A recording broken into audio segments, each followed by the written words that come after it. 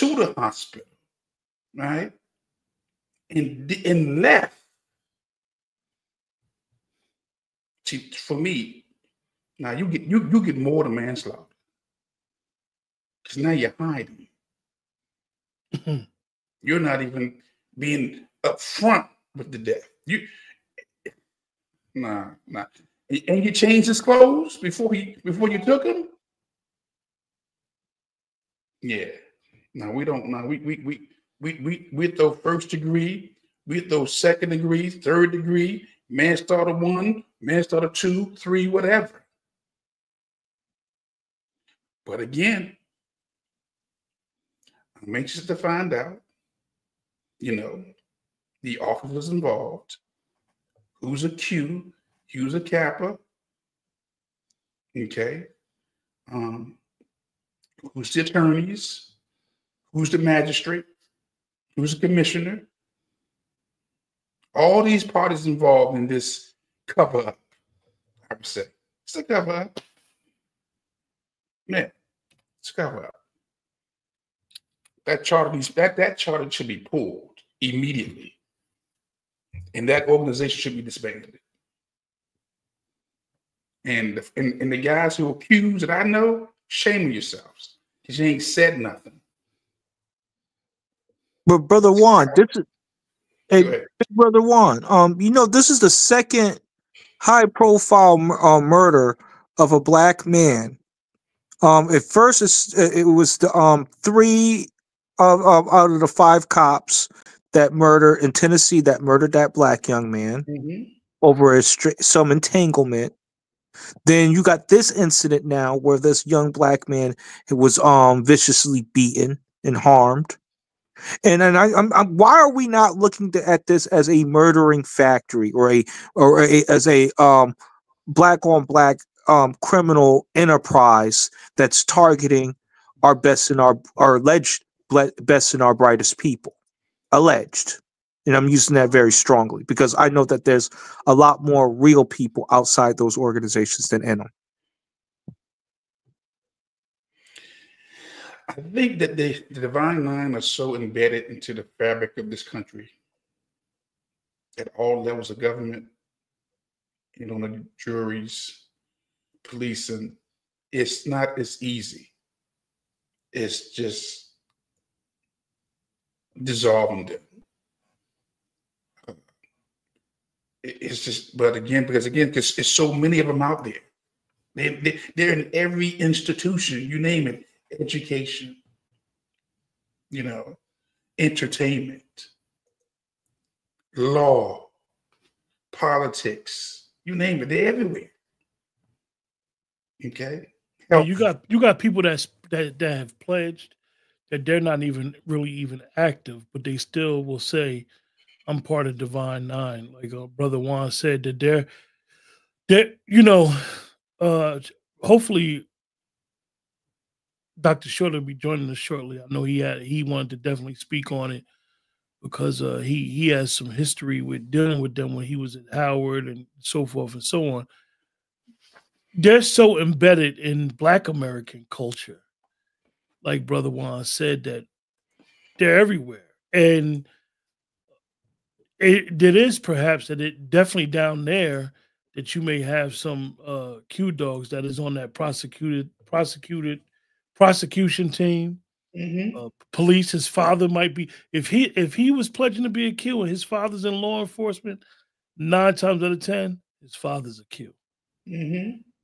So so this is interesting. I thought even the statement from the guy coming out so early speaking on it was interesting because he basically admitted culpability by even making a statement. Sometimes it's better to just shut the hell up.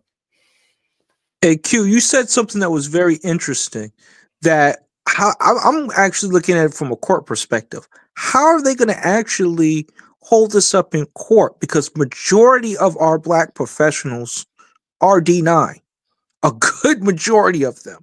And the thing is, it doesn't matter if they're not an Omega. The thing is, they are still connected with them by being a Divine Nine, or Black Greek member. So if I was a prosecution, I would want anybody that's connected.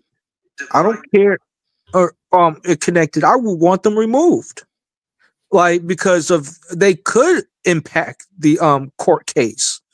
They could offset some things and stop justice. Just know this, right? That's deep, man. That you bring that up. What's crazy, right? When we speak about these people in this organization, I can guarantee that if all three of us was part of this organization, we would not be doing this broadcast. Oh no, we'd be silent. They would not be doing a broadcast talking about it. Oh yeah. Yeah. If his father or anybody else is in his family is accused, they're still going to consider this guy who killed this young man their brother. It's an oath. They've pledged an oath to that fraternity. And regardless of us talking about it, if it picks up national steam, like you said, it'll probably pick up national steam if those clear people was to jump on the case. But like I said, those social media sites on IG, X, Facebook, they're not going to talk about this because somebody in that staff, the editorial staff, somebody is Divine Nine. Well, watch this. Remember, where's Roland Martin? Remember, as he talked about it, he's a Q. You remember when Steve Harvey? No, he's Alpha by Alpha, but yeah, he should be talking. You remember when Steve Harvey said that that the Qs run the airwaves? Remember that? Yeah, him and Ricky Smiley. That the Qs, yes, sir, run the airwaves. I don't hear Ricky Smiley talking about this. I don't hear Steve Harvey talking about this. I don't hear D.L. Hughley talking about this because the Qs run the damn airway. Okay? And that's why they need to be disbanded immediately. Let alone all the grapes that they did when they was in college. We're going to talk about that. All the assaults that they occurred on all these women. And perhaps some men. Because if you got to get beat with a paddle on your ass, something wrong with you. You know what? I think when they go through these ritual hazings, it's about a trauma bond. They bond you with the trauma. They got to leave a marker or put you inside of a painful situation so you always remember it. Yeah, you bonded by it's almost you bind it by that trauma bond, by that painful situation. Because yeah, Shaq's a kid. He ain't talking about it. Yeah, because when you talk, he said Shaquille, not even, yeah, because they don't. I mean, everyone I know that's played some type of way, it has some type of violent or some type of physical or some type of altercation that sealed the deal. Okay. And some of them sometimes never recover from that. Okay. But so he went to college for brotherhood and got killed.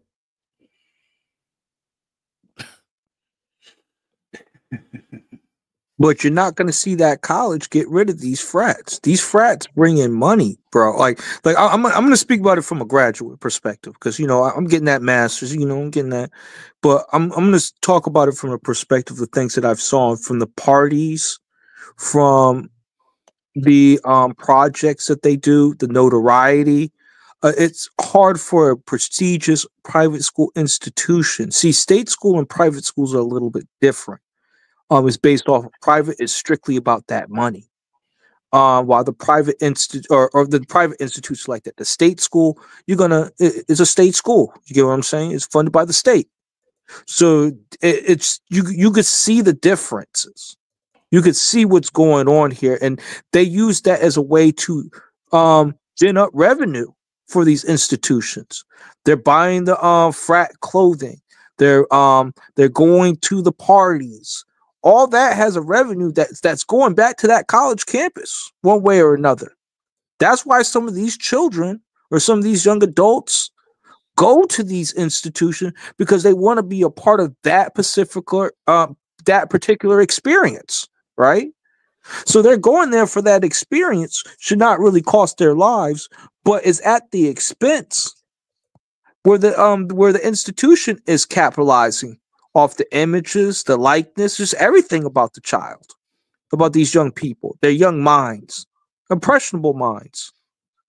So yeah, this is very hurtful to me because I'm in these classrooms. I see how these frats and sorority people be moving, and they when we gonna just charge it to the game and just say that they're anti-black, that they're colorist, that they're the epitome of Willie Lynch and Jim Crow, and they're the progenitors of that still to this day. When we're gonna look at them as an extension of white supremacy? Like, these are the things that I think that we really need to tap into. Oh, wait. Chef is saying some real stuff. Brother Q, you might want to read Brother Chef.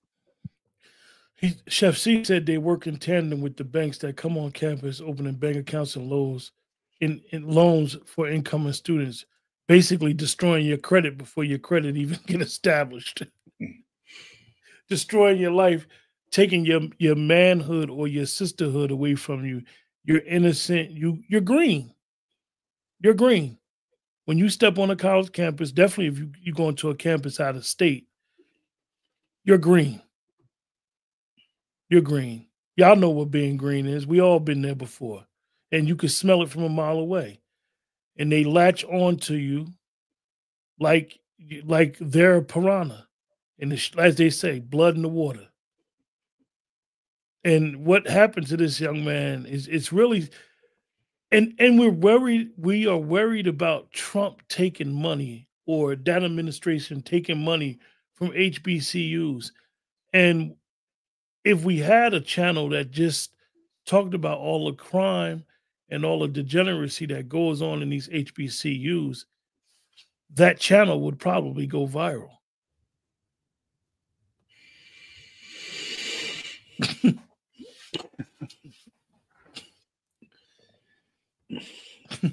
Facts. But brother, they're at the WPIs too, these black frats. And I'm gonna give you an example. When I was at what's that school? Johnson and Wales. Shout out to them. Half of their frats were gay. I'm just gonna throw it out there. So I was just going to walk across the green. They had a party. Any man that lets another man smack him on the ass is something. He has an alternative lifestyle. I'll just use that word. Fact. Politically correct tonight. Okay, yeah, my bad. We'll be politically correct. But the point that I wanted to highlight is that they were doing the most raunchiest dances, the most it made black folks look bad, bro. I'm just gonna keep it 1,000. It made me feel bad as a black person that they were acting in a provocative manner. And they're doing this in front of a whole white audience, right? So, like, I'm never a fan of these guys because of what they do. I look at them as an extension of white power and white supremacy. And honestly, if there is a thing called black supremacy, that will be it, because they're oppressing us. I'm just going to keep it 1,000. When they're blocking other black people out of scholarships, it's these guys. When they're blocking some of the best and brightest minds on our campus, it's these guys. When they block you out of a job, it's these guys. It's to the point that they are perpetuating the intellectual genocide of our people. Say that again, brother.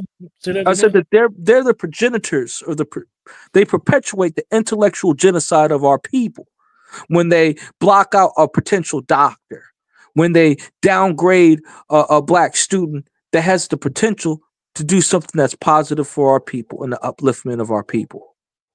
That's why I go so hard on the Boule and stuff like that, because I'm around in their classes. I see how they move. These are the people that are directly against me when I'm writing stuff in the interest of black folks. They're the type in an online classroom to try to undermine you.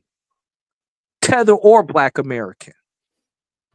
So the battle's in the mind.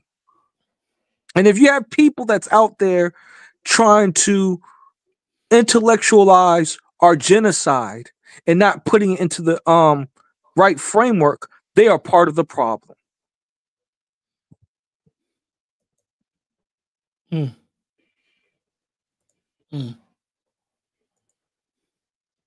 Black men died in North Africa fighting the Germans. Black men died at Anzio Beach, at Palermo, at Naples, to free Rome, to free Paris, to free Europe. Damn it! Yeah. We died to build America. And America has rebuilt Germany and Japan, and the nigger is still suffering. I'll say this.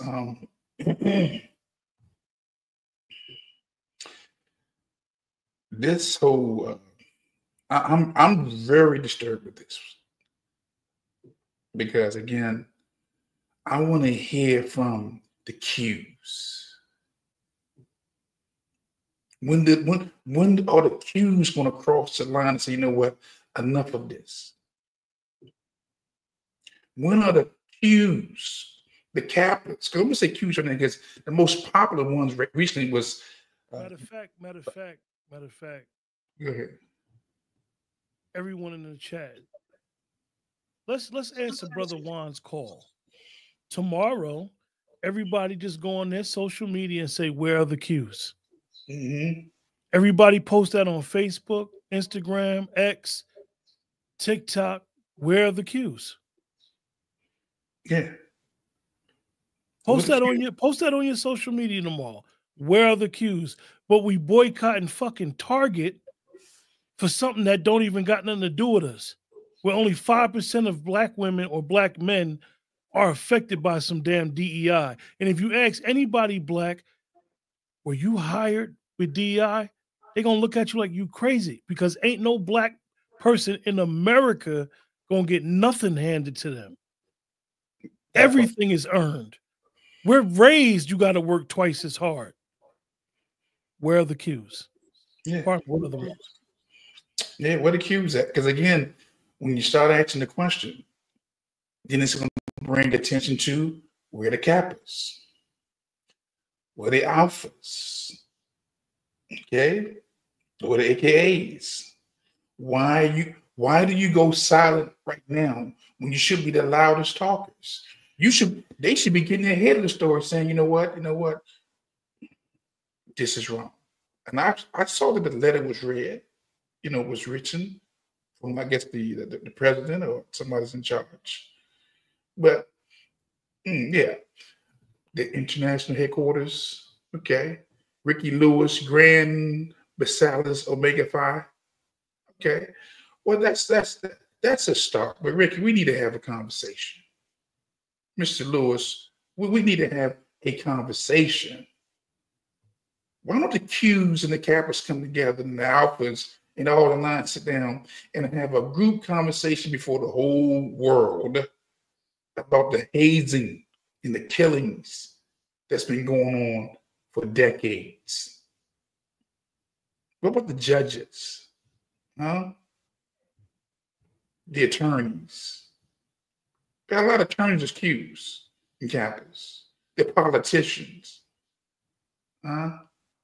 Most of these politicians we see on television belong to one of these Divine Nine organizations. Shout out to Benjamin Crump. Yeah. Why are you so silent? Huh? Everything must come under the microscope of truth. Say this again. Everybody comes under the microscope of truth. And the Divine Nine, the Masons, the Boulets, you're not exempt from coming under the microscope of truth. But if somebody gets something to happen, if somebody lie and say they in a Divine Nine or wear their colors, they're the first ones to try to ostracize them and or harm them and say they're fake. They're lying. Yeah. It's crazy because again, that If you shows even wear a jacket, you could be a Q and lend your jacket to your little cousin because he cold, and other Qs will question your little cousin and make him take the jacket off because he's not a Q. You can't wear our paraphernalia. But again, what gets me is they know how to get on one accord for these type of situations. They take the shut the hell up pill. All of them, because if you talk about one, then the other one gonna talk about them, because they all know each other's dirt. Okay, Q should tell you they don't care for Catholics like that. You know, Alpha will tell you they don't care for the noobs. You know, but when this death is taking place, they get quiet because they all silently guilty, and that goes for the females too, the sorors. Because you would think that your motherly instinct would kick in, but it's the fraternity over everything and anything. And this is why they're getting so much pressure, because they've already chosen the fraternity over everything. This should be a national story. And he got killed in February 27th. This is what, March the 9th? He got killed on February 27th, people. And this is March the 9th. It's only 28 days in February. So this story is what, 10 days old? 10 days old. Matter of fact, when did the Omega post that letter? What was it dated? How long did it take them to respond? February 28th. 28th. Well, good. At least they move fast. It comes across cookie cutter. Well, because I've been seeing similar ones that are written in this type of fashion. You know, the Negro on the job right now, and that's what I'm looking at. Like, how many of these type of letters are written similar in the same manner, the same tone? They didn't authentically touch. This is like a copy and paste thoughts and prayers to me. I'm just gonna keep it a bean with you, man. And I'm offended by that. You can't say that you want brotherhood and promote black on black violence and black on black death for black men. Like, we got to stop the cap with these guys. These guys are no different from gangbangers, and that's where my position is. Just because they got a degree, don't mean that they're not acting in a criminal manner against our people. They ain't doing this to white supremacists. They're not even doing this to the white boy that want to join the freaking frat. Like, let's keep it a stack. This is the reason why I don't join them, because they're cowards. They don't stand on no principle at all. And it's sad that this young man went out like that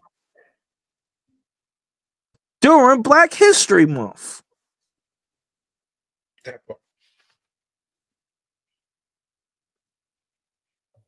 Yeah, we need the Qs and the Noops, the Alphas to have a State of the Union address.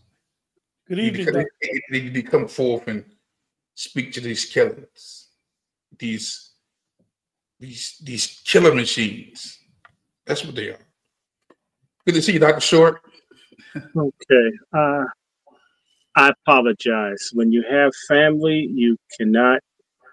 Family illness is no joke. It changes everything, and problems occur. So I apologize for the incredible tardiness, but it happens that way. I'm so sorry.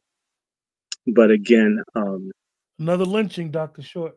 Well, yeah, and I don't have the right heading for my show, so I need to put a different banner on here. Create a banner. Let me see, I'm saying Stop Boule Lynching. That's what my show is about to all the people listening on my platform. We can stop Boule Lynching by abolishing Black Greek letter organizations, BGLOs. They all need to go, and they owe us reparations for betraying us for over 100 years, and for just the atrocities, the rapes, the corruption, the degeneracy that goes on, that happens at the HBCUs. I think if you guys were paying attention, St. Augustine University in North Carolina it's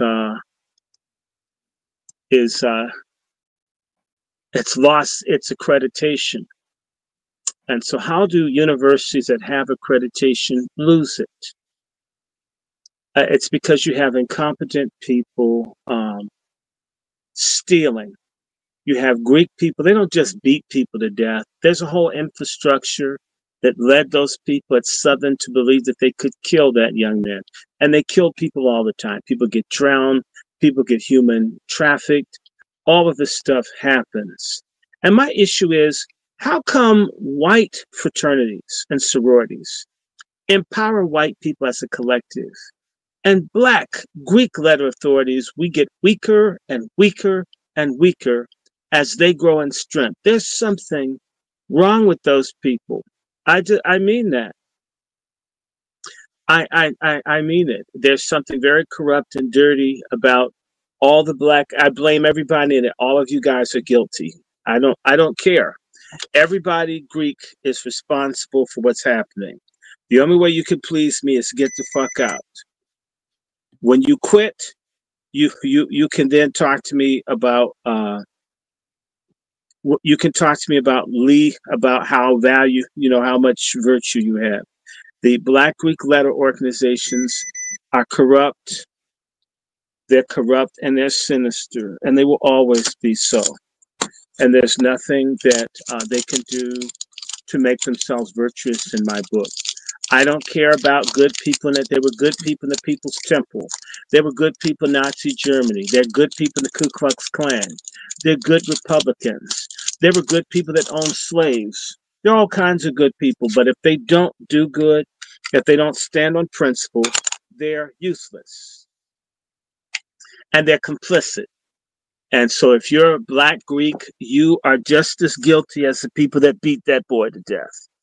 And those who stay in these Greek letter organizations trying to make something foul righteous, you're part of the problem. I've met those types too. Well, we stayed in to make it better. We knew it was fucked up, so we're going to make it less fucked up for the next group. But what happens when you leave campus and then another group of assholes that want to beat and torture people come along? Okay, you get some people out of foster care, some people who are in juvie hall, who want to rape everybody and want to beat everybody and want to throw hot fried chicken on people and curse people and punch them out and do all this kind of stuff. And I'm going to just get to the heart of it. The world's in need of love today, says Stevie Wonder's song. So I'm all for brotherly love. Do I love Brother Juan? Yes, I do.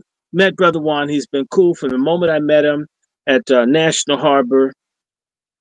And we've been cool ever since, from the day I met him. Just a straight up person. I mean, sometimes they like do nice things for me, but I just call him sometimes just to talk to a sane Black man. It ain't a sex thing. Although they're a nice looking, tall, giant, intimidating person. I like Brother Quentin. There's nothing wrong with fraternalism and brotherhood, especially if it's around the right things. But it fascinates me that we copy all of these secret societies, involve degenerate sex rituals.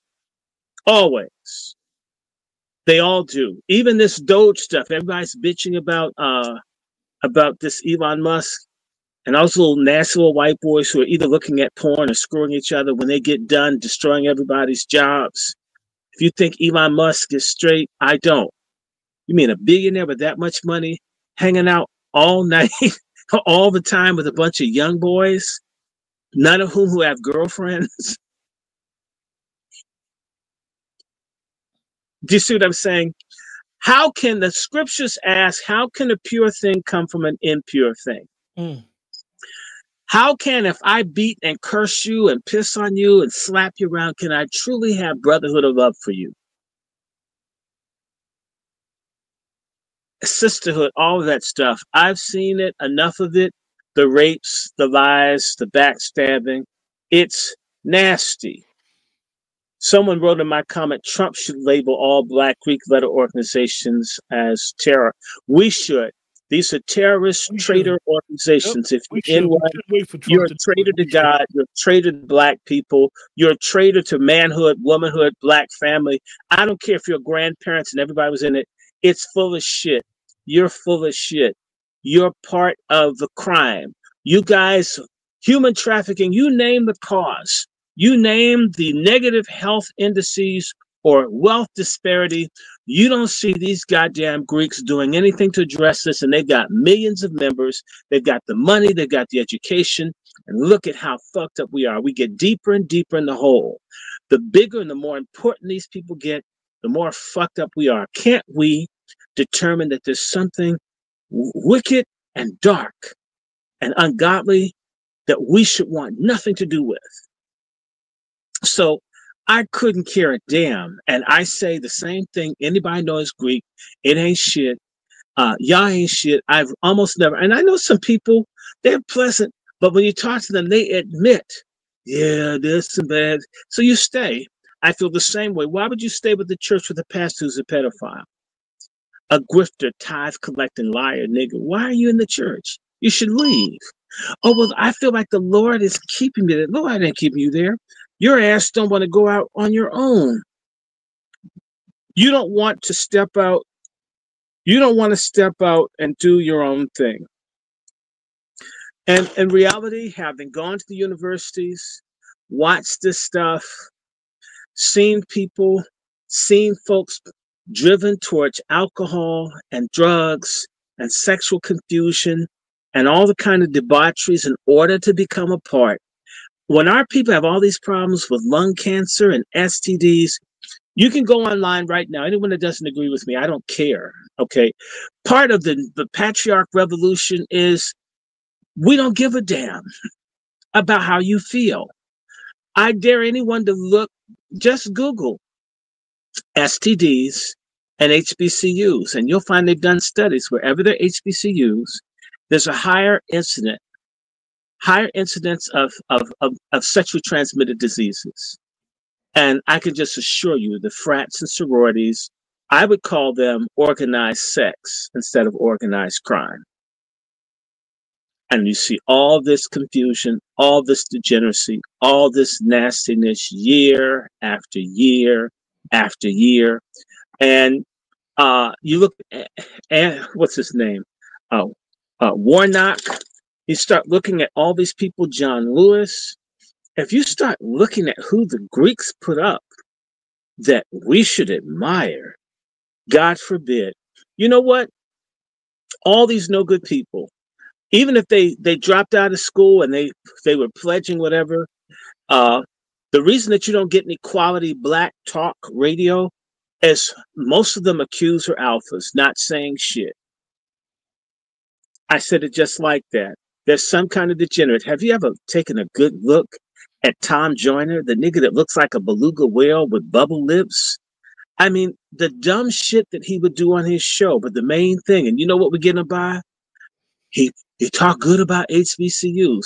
When you say HBCUs, they're not really talking about Black people like you and me. They're talking about the Greeks that run those places, those bastions of Luciferian, Babylonian organizations that where the people happen to be imitating white people who've oppressed us, and they oppress us too. I will know, and I believe there's hope for Black America. I'm seeing an increasing number of people who are coming out denouncing their membership in the LGBTQ. I'm sorry, not well, same shit.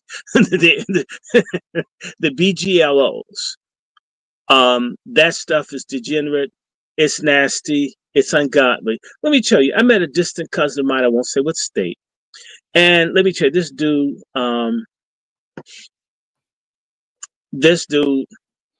it's got to be my age, close in their 60s, and you're out still whoring and running with guys and riding motorcycles.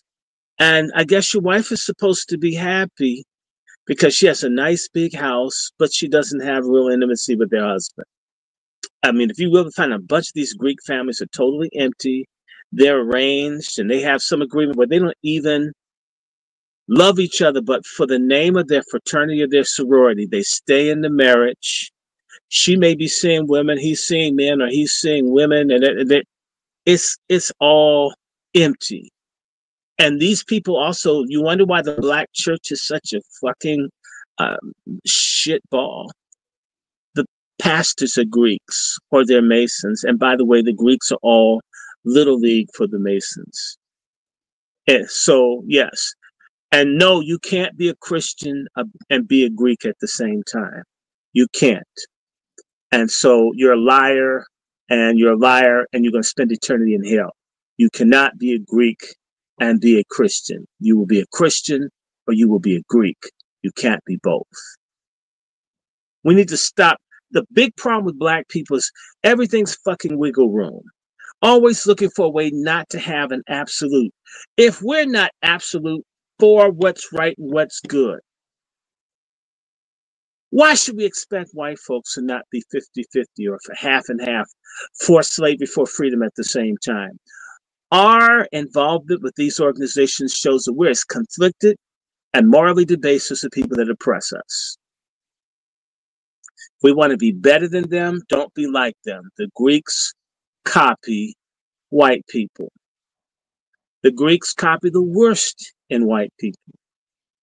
If you ever go to university, people drink and they have orgies and they wear togas. I've gone to schools, it's all nasty. It's filthy. It's degenerate. And they beat some guy to death at FAMU, and it's some Greek type stuff. And this whole thing, how dare anybody bitch and complain to me about white police brutality, about slavery, and we've got folks who brand and beat and rape right now, and we celebrate them. If it's wrong for whites to do it to us, it's wrong for Greeks to do it to us. And the same way I hear black folks say, oh, well, there are no good white people. Well, if there are no good white people because some white people are bad, then can I also say that no Greeks are any fucking good because some of them are no good? Should we do the same thing? I like that standard, by the way. And everybody that knows me knows I always denounce people that are Greek. I always tell them that their shit's rotten and foul and it's full of lies. If you're smart, burn your regalia. Repent to God, have nothing to do with it. I find brotherhood every day just being an authentic, genuine human being. All the gangsters, all the idiots, all the weaklings, all the folks trying to make their parents happy instead of knowing who the hell they are all up in this shit. It's empty, it's degenerate, it's foul, it's nasty. And before we even try to get reparations from white society, we need to get it for Tyre Nichols and all the other people that they've raped, trafficked, abused. And the numbers are in the thousands and thousands. These records are sealed by Greek letter attorneys and judges who cover this stuff up across the country. Why are public schools failing young black people? Because the AKAs and those Delta bitches run public education. They have set us up for genocide. They're worthy of death for what they've done to us. I don't want to be friends to you. Lose my number if you're in that shit. I don't like it. I don't want to get along. I don't have any biblical love for your ass. You don't love God. You don't love your people. What fellowship do we have? Get away from me with that stuff. And that's how we're going to have to be. It's interesting. We talk about black separatism from white. I want to be separated from the boule. I want to be a separatist from black people that are scum and filth who are pulling us down. They're like lead weights in a swimming pool. We're going to drown trying to carry their shit on our backs.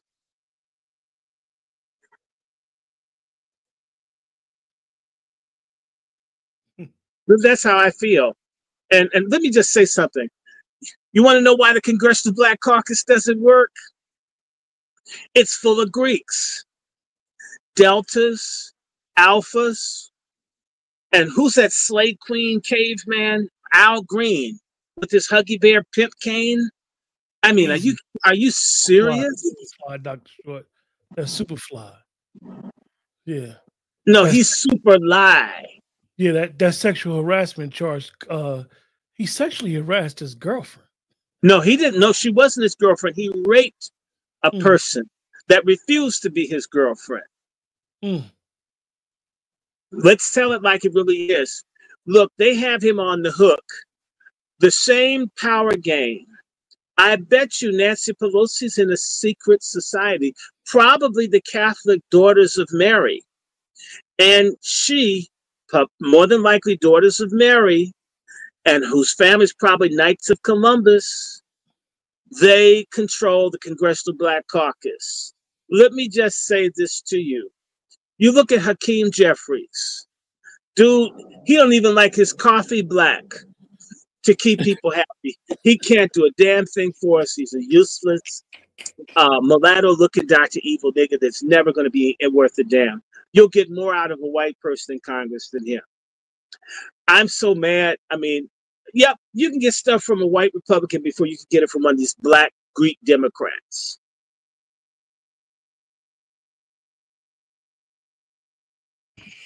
Keep cooking, Doc. Keep cooking. I'm just saying. I mean, to hell with him. I mean, Jamal Bryant, he's Greek. Fannie Willis is Greek. That Incredible Hulk-looking bitch, Letitia James, is Greek. You keep seeing all these filthy people. Well, that bitch, what's her name? Croc shit. She's got enough lace to be a lingerie factory. She's Greek. Maxine Waters is Greek. Warnock is Greek. And they're dead to us. They're useless. We'd be better off if there wasn't but like maybe 2 or 3 black members of Congress that were standing 10 feet down on business for us. I couldn't care damn about the rest of them. All of them make me sick. I don't like any of them. You know, we had black leadership when white folk were trying to kill them.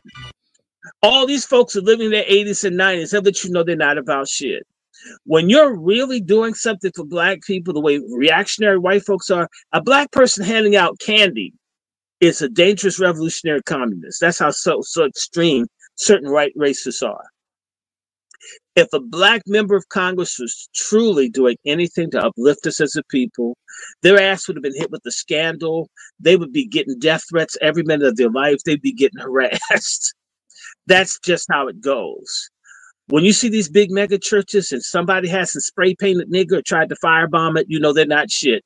Let's just start with the Potter's house. When they spray paint nigger, and they should use big letters because Jake's is morbidly obese anyway, I would know he was about something if they spray painted nigger on his church. The fact that that place is safer than Fort Knox lets me know he's not doing nothing for the rest of us. If Jamal Bryant were really for black people, they'd be all into him for tax and child support. They'd be on him. When you are for black people, you incur the hatred of black people and everybody else.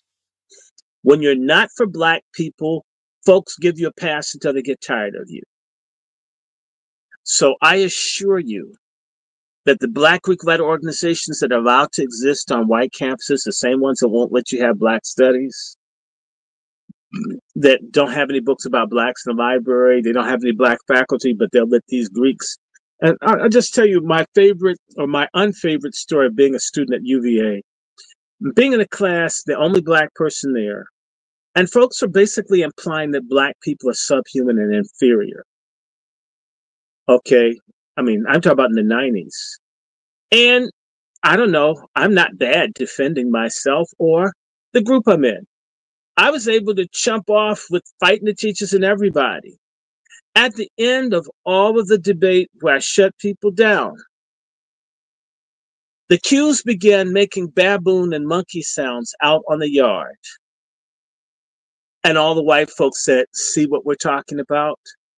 And it was so humiliating. So humiliating. That people like Brother Juan, All of us carry our weight as men, as black people, to try to be an upright folk. And these degenerate people are promoting genocide, abortion. Do you know that all the Greek letter organizations are in line with Margaret Sanger for the abortion genocide of black people? Why not beat this dude in the chest and kill him? Why not? You're killing babies every day.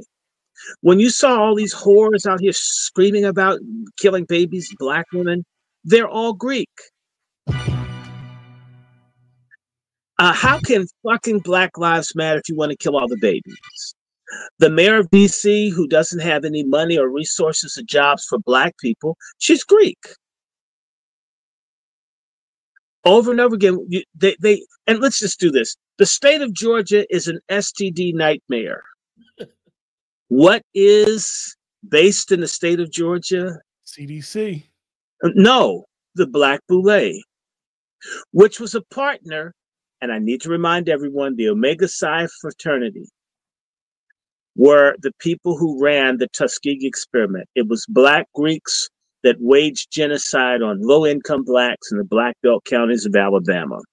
The white folk could have never done it without the cooperation and support.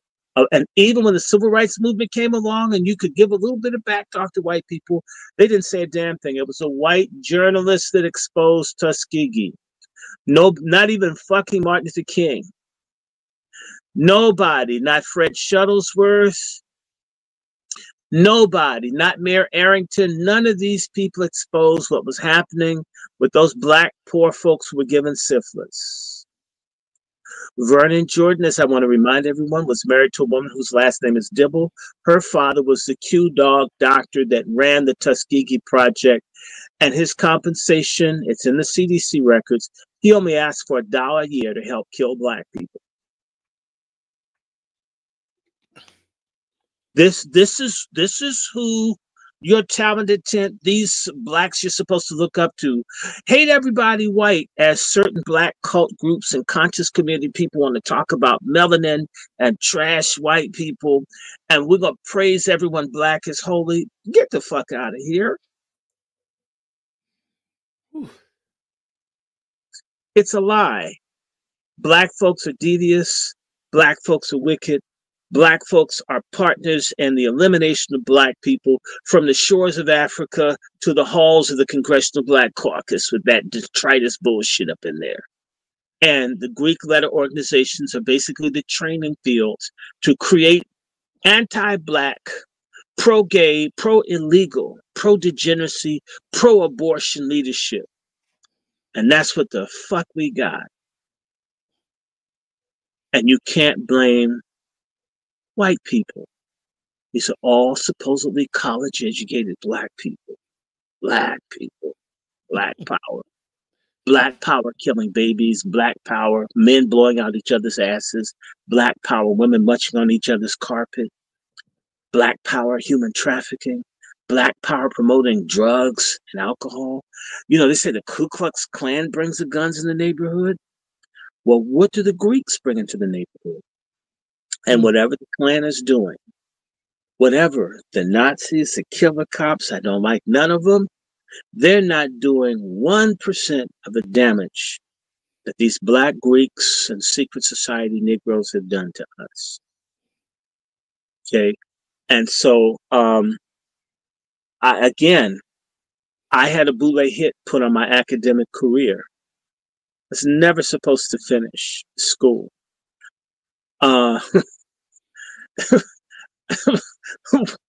White Republicans saved me from the Black Boule. God damn. I mean, white people saved me. Can you believe white people? Yes, they did. Imagine that. And the black Greeks were going to cut my throat. And Omega Psi Phi, president of Howard University, swore he would never sign my paperwork to get my doctorate. Oh, nobody knows the trouble I've seen when I got cheated out of the jobs, once by a Kappa, once by an Alpha. and then by other Greeks. I think I can teach. I think I was smarter than a lot of people. I got passed up. I had students come and complain. It didn't matter. So if you wonder why people don't learn in the schools, why things aren't getting any better, it's Du Bois who cooperated and was associated with Margaret Sanger.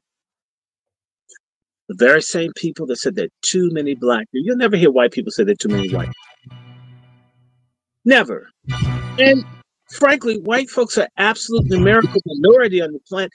They have good sense. When did we have too many blacks in America? In fact, if you ever desegregated a place and you're the only black person like I was, you really appreciate having other black people around. If you've ever been that dynamic where the white people don't even like each other, but they can all agree to hate you because you're black, and you could see white people hate each other, but they could agree, let's fuck with the black guy. They could all agree, let's hate this person. They couldn't even stand each other, but they could all agree, let's hurt him. Okay. I know that. I know that dynamic many times. Just they all get together and plot against you because they can't stand each other. Okay. Why would I want there to be fewer versus more? The Black Greek letter organizations are oriented towards assimilation. Assimilation is cultural and social genocide. And that's why we're dying as a people. Who pushed the jabs in our churches and our schools? The Greeks did. All these people out here dying, I blame Greeks. All of you in those organizations, you are murderers. All of you. I blame every single solitary one of you. If you want me to collectively blame whites today for what white people did 300 years ago, I surely can blame your black asses for people that are dying right now in real time. All of you. All of you did it. And now that now it's even coming out, you got the Health and Human Services Director, Kennedy. You don't see any of these churches, none of them coming and saying, what's happened to us since 2020? Where's our health standing? Have you noticed you don't hear from the National Medical Association, which is dominated by Jews and Greeks? Because they are complicit in our mass murder and our mass death. I'm learning as I'm fighting, and I think I look okay for stage 4 cancer. I look all right, don't I?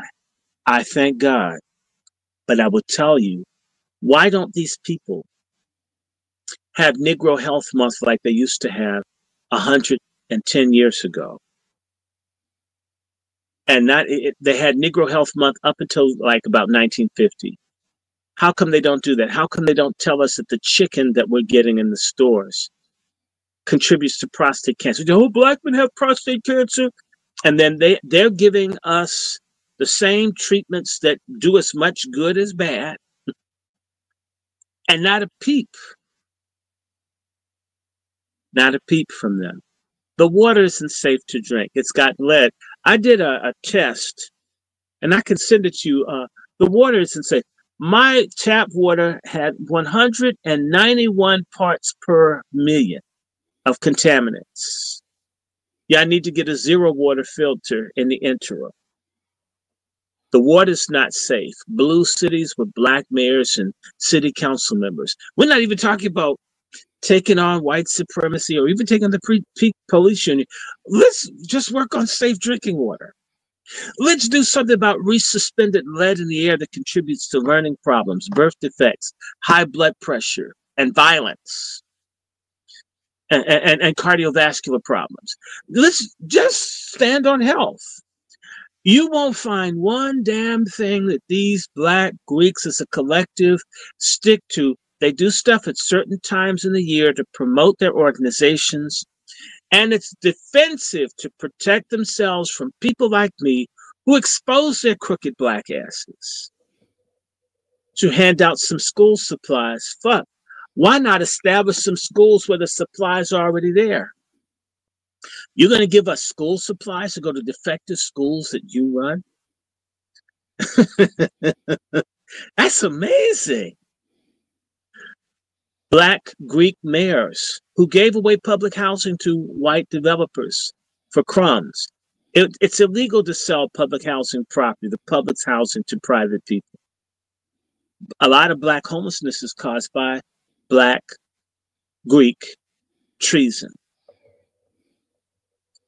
There was a bank up in Brooklyn. You know the bank I'm talking about, Brother Q. I think I'm forgetting the name of the bank. But Black Greek ministers stole all the money. Nobody really went to jail, maybe one or two people, but they stole all the money. You ever wonder? We had a capital city bank in Atlanta run by Greeks. It got shut down by Obama. Obama and them shut down banks all over the country. Black Greeks said nothing as Black, little bit of few banks Black folk had were being destroyed by the Obama administration. I could just sit there and talk all day long and say, where do these people ever stand up? Only thing stands up are their sex drives. Hey, Dr. Short, I got a message from Steve Harvey for you.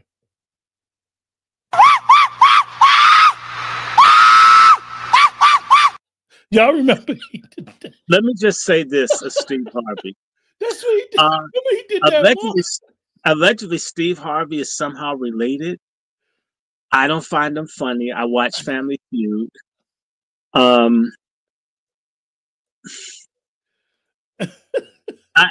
just don't, I don't really care that much about Black celebrities. And I was late, guys, just to share with you my concern. I'm sorry. Some people, they've been trying to kill Jaguar. They've been swatting Jaguar repeatedly, trying to have her killed. I got an emergency call. It's another reason I'm late. All these trafficked Black women are disproportionately trafficked. Where are these damn AKAs, Deltas, Zetas, and the others? Where are they? Where are they? The Black kids, Black boys, disproportionately are not even adopted. Where are the adoption programs? Let me tell you, this happened. I can't prove it, but I'm fairly certain this is what happened. I used to work for a group as a volunteer called the Coalition of Adoption Programs. And the whole purpose was to create a movement for Black children to be adopted and be brought out of foster care. Very fine woman, very fine Black woman by the name of Janie Hayes, McNeil Hayes. Really nice lady. And some of these boule type people promised that they were going to help her set up a center where people could help provide counseling and work with families in Prince George's County, supposedly the richest Black county in the United States, that they would do something to help foster a new spirit of adoption and concern about children and families. And we worked for months creating a plan, a holistic plan, to rescue at-risk Black children. Among the many things I've tried to do in my life to help somebody else, it wasn't for money, it was for people. And it got destroyed by people who could have just let it happen. They just destroyed it. They promised Janie they're going to give her money and they're going to do this and that. And she's so excited and says, look, I'll even be able to pay you. And I says, great, I'll be able to work with kids, be able to advocate for this. I wasn't even thinking about a whole lot of money, but enough money to live and do good work.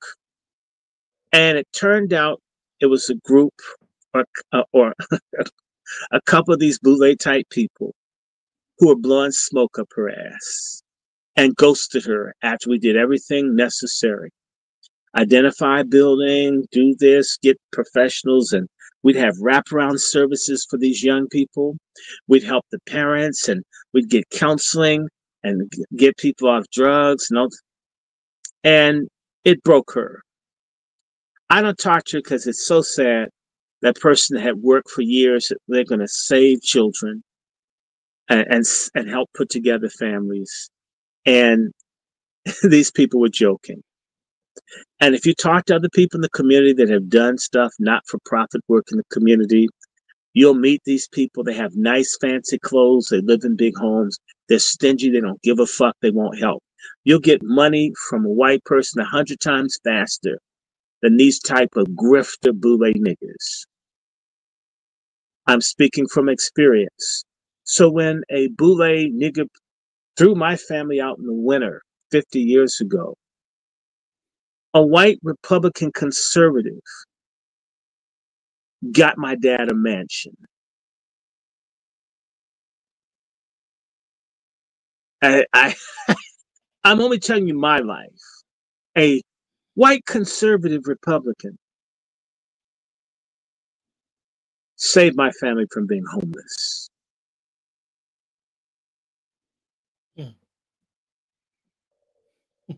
And I had these stories over. So when I'm not making every white American good, but there's some good ones. My ass didn't freeze in 1975 because somebody white cared about black people. The black person that made my family homeless was Jesse Jackson. I repeat. Excuse me, Dr. Short. Pardon me. Pardon me. The Greek people that made my family homeless were Jesse Jackson and folks who needed a trick pad to screw young women close to Howard. That's the reason. That's the reason you put a family out in the wintertime that was doing community work and help. This is visiting the jails, going to the hospital, feeding hungry people. My God. My experience with these people, if they hung from the trees, I can't say I could shed a tear. Again, my parents doing advocacy, helping people off drugs, doing this. And when it came time and someone decided we're going to violate the law and just throw your ass out, you got to get out. We bought the house. Jesse needed a trick pad. I'm just telling you my life story. White people to the rescue. I'm not saying that there aren't good black people that didn't help, but at that particular juncture, and I'm talking about my parents being out doing stuff for poor black people by that time, 75. So that would make a good from, say, a solid 11 years of hardcore community organizing and church work from both of my parents. Drug rehab, prisons, all of that, and basically no help for you. And so I know these people are monsters. I know them. I don't want to be a part of them. I can stay in my little dirty basement and read books and talk to you guys. I don't want to go to their parties. I don't like them. I don't want to be in their gated communities. I despise them. And even when they send their kids to the elite schools, they're as fucked up and as stupid as kids from the projects. They are vile people. They are useless. You become a lawyer, but you won't fight anything. In fact, you're more likely to represent people that are killing black folks than trying to save black lives. They don't give a damn. And anyone who wants to defend this stuff is compromised. And they're sentimental. And I don't have time for black boomer sentimentalism. Okay? So, I'm not here to try to make friends. We're going to disagree on this. And Tyree Nichols and there are lots of these cases. And in reality, if black folk were serious, and they're not, black people are not serious. Stop blaming white people for the state that black people are in. We should be serious. There are people that work at these universities and the legal offices that know about these atrocities committed year in and year out by these organizations that get sued. And by the way, when you join these organizations, one of the things that you have to do is constantly shell out money. they have to constantly shell out money for the legal cases because they're in trouble, because some people do really stupid, evil things to people, you know. So I could just say to you, if you're on a campus with a lot of Greeks, when Black History Month comes, they dominate it. They have the budgets, they've got the networks, and they make it seem as if they're the ones that represent Black history. Hey, Dr. Short, can I chime in on that part right there? Because you hitting on something. Because I'm in grad school and I'm dealing with that nonsense right now when it comes to these private institutions. Mm-hmm. Go ahead, Ron. Yeah, one of the things that I was doing with Black History Month, one of the things that they had was an N-word panel. This was put on by the D9s, the Tethers, and everything else. When I voiced my concerns of it, they didn't want to reach out to other Black organizations that was going to really teach Black history or teach about the Black heritage flag. No. They were designed to denigrate our people. This is what they're doing on campus, family. And then on top of that, they're even having white people be a part of Black History Month where they're getting paid off, but none of the Black folks that are Black American folks that are there on the campus can contribute. But when I see all the other ethnic holidays like Chinese New Year, Ramadan, you name it, they have the respected cultures a part of those holidays. Well, brother, this is the frustration that me and Dr. Short is talking about. They've hijacked the culture. We have to have a regime change in Black America. You know, say what you want. I don't have to agree with them, but I remember the Tea Party, the group of white folk that were mad. They raised some hell for whatever it was they believed in. Don't have to agree with them. I never see Black folk mad with Black leadership the way I've seen white folks go off on leadership. We're too much into, and it's from the goddamn Black church. Anybody with any position, we just worship, and anyone with any name gets respect and honor, whether it's due or not. They could be infamous like Megan Thee Stallion or Jamal Bryant, but more people give them likes on social media than you or me. Therefore, they have more worth. Our morals as a group are in the toilet. In fact, they're under the toilet, like Haile Selassie. I wish it were in the toilet, because if something's in the toilet, you can reach the bottom bowl and pull it out. We're beneath the bottom of the bowl. And there are a lot of spiritually dead people in our community that are useless, and they can't be saved. And these folks are helping to kill us spiritually. I'll point anybody to the book of Numbers with the prophet named Balaam. He was a prophet that was against the people of God, and his mission was to make the people sexually and morally perverse so they would be separated from God. The greatest weapon of the Hebrews was that they had the mighty God fighting for them. The only thing our people have ever had is the ability to call out for God for intervention. These people, not only do they promote degeneracy, they're the same ones pushing all of this bullshit conscious community stuff. So all this Egyptology and all these other things, it's the most wicked, degenerate thing. You make God angry when you have all this sodomy and pedophilia and adultery and all this wicked living. Why would God want to help such a people? There used to be some honor. I remember guys would hang out with ladies that were just their friends. It wasn't even a sex thing. We've become incredibly evil under the leadership of these people. And it's time for us to turn on them. You know what? Donald Trump hasn't been president 2 months. You already see white folk going to meetings, and folk know how angry they are about change. They don't wait 50 years. They don't let you hold office 50 years and disappoint them. These folk get mad 1 week. We imitate white people in all the wrong things. We never copy them on the things that they get right. Like, if you represent me, damn it, represent me the way I want to be represented. If you don't, I'm coming for you like I never knew you. Say something bad about Donald Trump.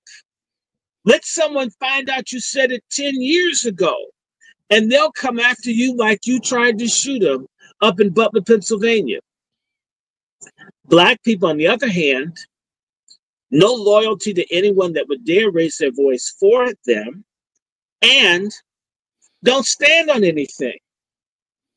It's amazing. That dude, again, that Slay Queen, Al Green, one of my late friends alleged that he swings both ways. And maybe he does. Why the hell does a man need a ponytail when they're almost 80 years old? And nobody's hair, his hair is blacker than Africa, and he's in his late 70s. Nigga, please. Well, Dr. Short, you said perfect segue into the next portion of our show. You said that we need a regime change. I have the Avengers for you, Dr. Short. The Avengers are here.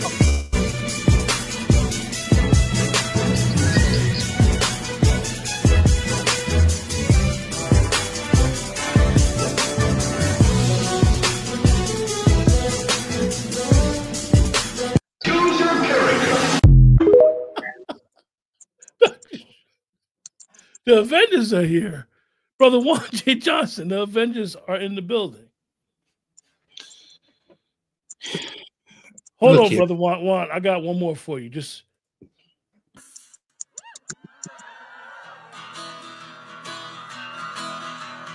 this little light of mine, I'm gonna let it shine. Oh, this little light of mine, I'm gonna let it shine. This little light of mine, this little light of mine. I'm gonna let it shine, let it shine, let it shine, let it shine. Science lights the way, science lights the way. I'm gonna let it shine. Yo, how on earth did they atheize a Christian song? Brother Juan. My God. Well, the point is that my issue isn't that they how can I say, they made it into an atheistic song, but they can't sing on key. Okay. After 60 years of R&B, I'm sorry. You should be able to clap and sing on time. You've had enough exposure. If you're still clapping on 2 and 4, or whatever beat, if you're clapping on then you've got a problem. Mm-hmm. I got another video we're gonna go through. It's pretty long. We'll go through it piece by piece. Brother Juan J. Johnson, you got this expression on your face, beloved. I can't even find words. What did you feel about the Avengers? Trash. Choose your hero. And the thing about the Avengers video, those are people that are in Congress, women in the Democratic Party. The Republicans have responded to that video. They have a video of their own. I'm gonna play a little later, but I have a video. Go ahead, Brother Juan. They remind me of a group of women who will send your children to war, but they won't go to war. So I can't get with people who I know that you don't have no problem sending our children to war, but you won't. You won't send yourself or your family. I think this is a joke to these folks, man. They can't be serious. If they are serious, they need to be gone. Oh, and I want to mention, I got a comment from a person, their name is American Lady, and she said, the people that try to advocate for our people are demonized and co-opted by degenerates. And many of us cheer it on. That's what's happening in the reparations space. We're morally bankrupt. Yeah. And by the way, it's not just the Boule that's bankrupt. We're bankrupt as a people to put up with their filth. Really, there's just no excuse for this kind of degeneracy to just be unchallenged. It's just when you see Glorilla When you see Megan Thee Stallion, when you see Lizzo, when you see Diddy and all this other stuff, these people revel in degeneracy and paganism. Hmm. And in reality, part of why people did not run north with Harriet Tubman, part of the reason that they could not be convinced that they were slaves, if I could be honest with you people, is because slavery had a way of destroying the morals of people. Mm. Yes, it did. And those people therefore got used to having to sex up massa in the field hand, get a little bit of extra cornmeal for watch people get buck rope. A lot of people got used to it. The scriptures tell us, "Be ye not conformed, but transformed in the renewing of your mind." The Boule says, "Conform to degeneracy, to paganism, to Luciferianism."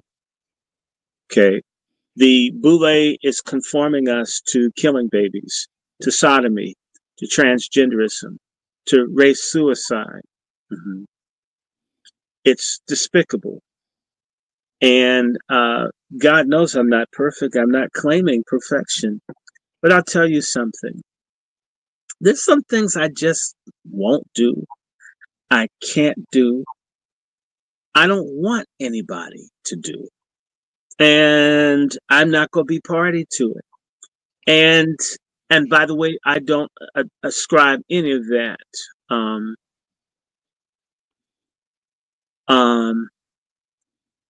I don't, and not because, but again, let's get back to this.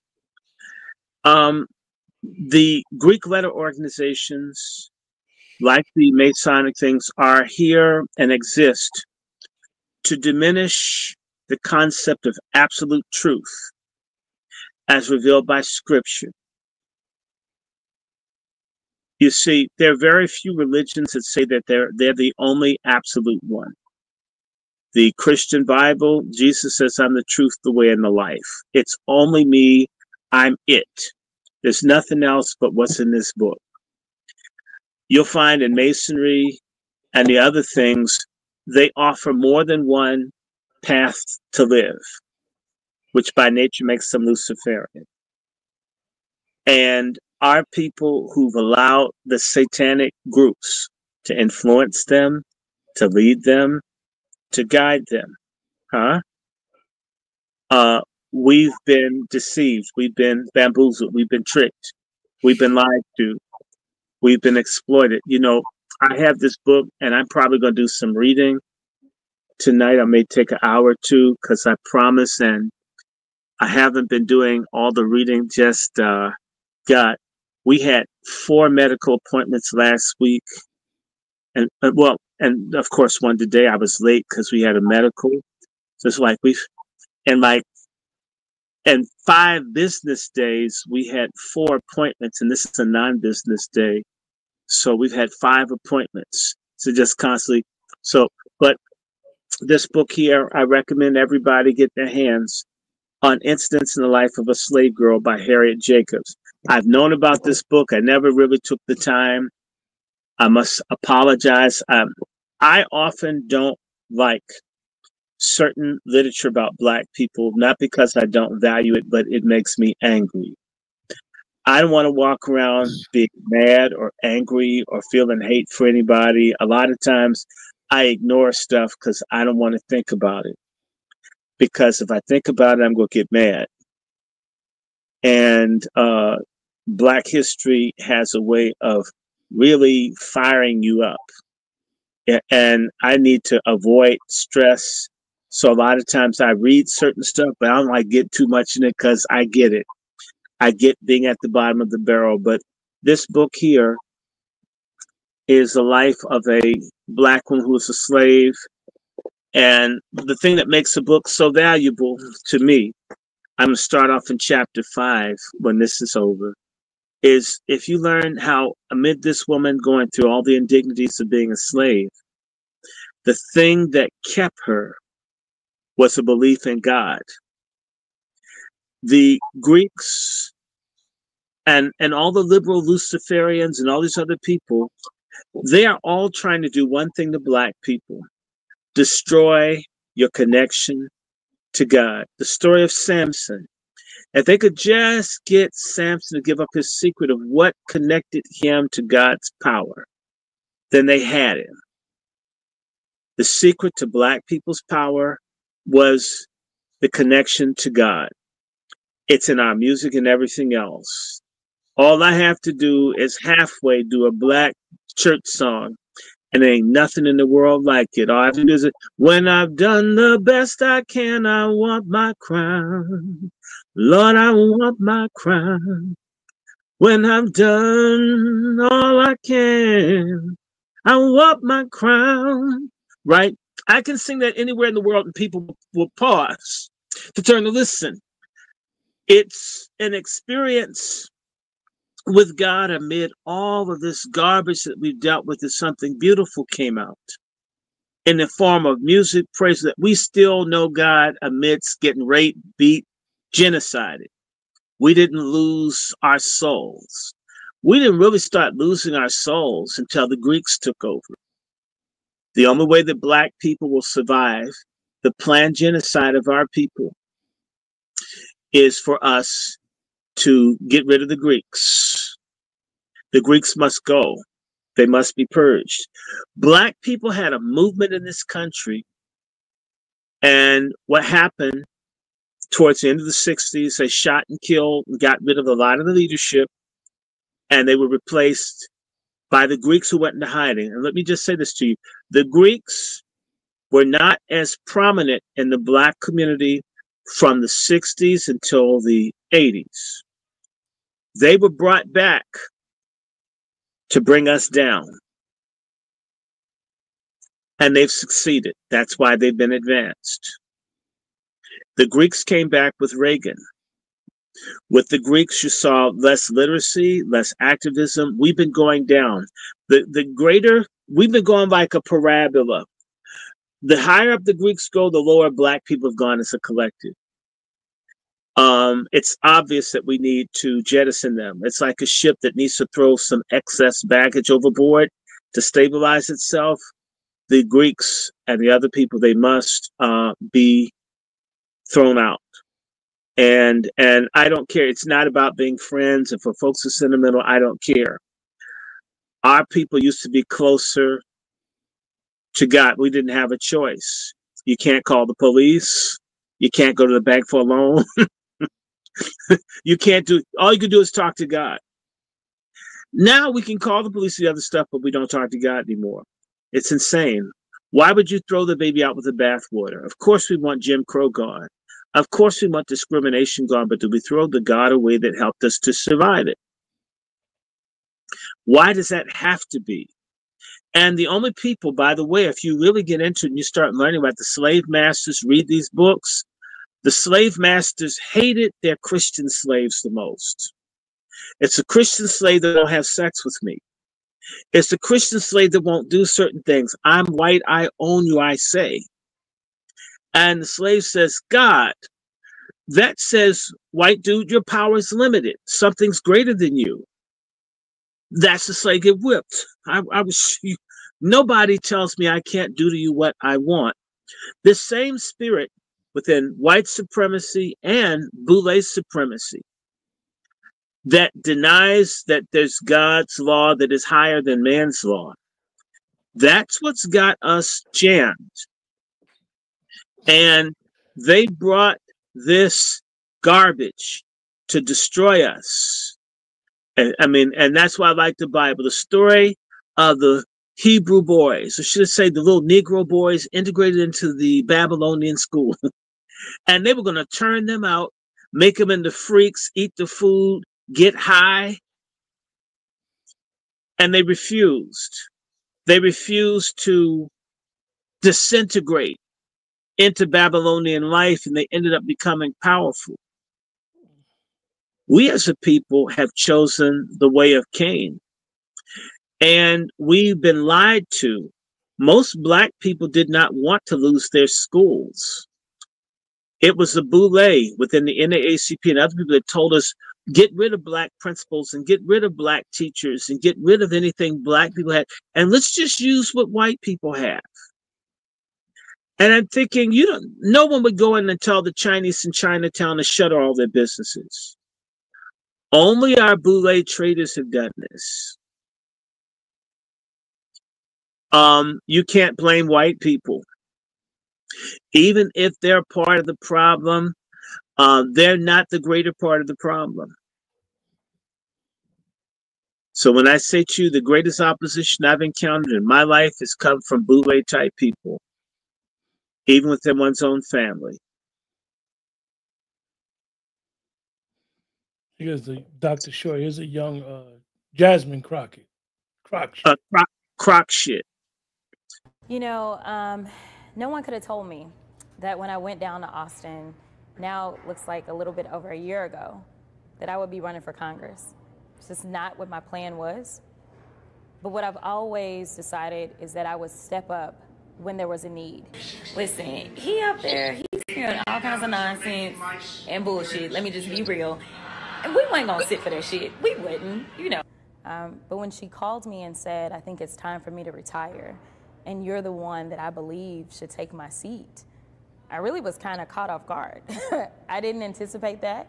If anyone knows anything about the Congresswoman, they know. We showed up, and if he had some sense, then maybe we would have been about that life. But y'all know he ain't got no sense. So please give some love. This took a little bit of coordinating to do, for sure. We got some cool shirts. You know, the congressional seat is totally different person, Brother Juan. As large as no, she's the same person. She's a Delta. The person that preceded her was a Delta. And they're a bunch of very strange people. And so I don't want these people. Let me tell you something. I worked with a Delta that was a good person. I'll keep saying, see Dolores Tucker. That's the last great Delta, the only great Delta woman I know. They were fighting degeneracy. And when it came time for the people to destroy her, she was left hung out to dry. She thought that people had her back. She was destroyed, not just by the record industry, but by the Boule. I think about the fact she died at the age of 67. And I'm 60. And Miss Tucker was a good person fighting all this garbage. She thought that they were with her. When you step up as a black person, you have no idea that these people will take out their knives and stab you in the back like like Brutus on crack. Doc, that's a good point, because if you think about it, Adam Clayton Powell, he was an alpha. And he did more for black folks than the Boule. Yeah, but understand, part of how they got Adam Clayton Powell was all the whoring and drinking and stuff he did. Right. And I'm not trying to pull penises out of vaginas here, but if you're taking on the system, if you're breaking all the rules, running with white women, running with secretaries, taking checks and all this other kind of stuff, you open yourself up when you start saying, I can do the same thing as people who are in a superior caste to me, which is what happens over and over and over and over and over and over and over again to stupid, dumb fuck black politicians. I can steal and graft like the white guys do. No, you're not white. And we shouldn't want to. The Bible says, envy not the oppressor nor follow any of his ways. And the Boule says, the oppressor's got it going on. Me like, I'm going to do the same stuff. It's despicable.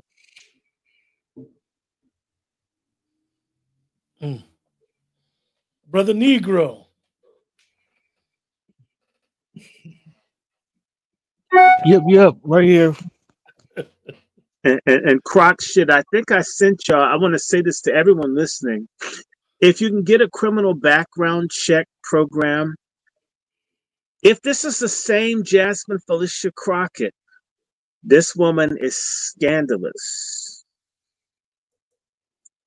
She's basically just Diddy with a weave and a vagina, I think. Hey, guys, I've been hearing that she's a tether on the low. I've been hearing that from multiple sources that she's not even, I and can't she's help you. I know her family is from St. Louis. That's what we do know.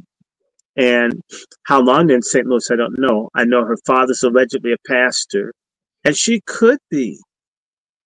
But here's the thing, and this is again the crime of the Boule. If they were truly the black elite, if she's truly black elite, they would be able to let us know who's us and who's not. This person on my thing says she's 100% ADOS. I know that, as far as I know, her family is from America.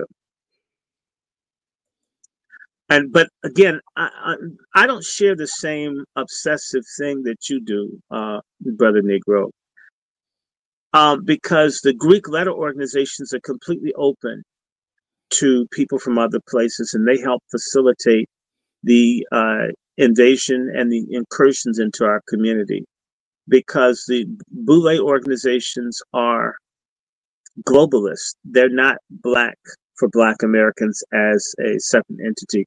They say that, but they're not. And it's just time for us to stop playing this game. Hey, Dr. Short, I got a question in for the other panel. Do you think that because of these Title IXs and these school policies, see, I don't see them forcing the white frats per se to open up their doors to all ethnic groups and all this other nonsense. But when it comes to the black frats, I've seen the school administration, the system itself actually force specifically like black student unions, the black Greek organizations, they forced them to almost underneath the guise of Title IX to make them accept other students just because they might look black. Black people are stupid. Why take government money? And they don't do it to Jews or other people, but no one sues that way. Where are all the black lawyers? All these niggas run around in $2,000 suits, but you can't get them to do any pro bono work. I'm really disgusted by black professional people. They're scum.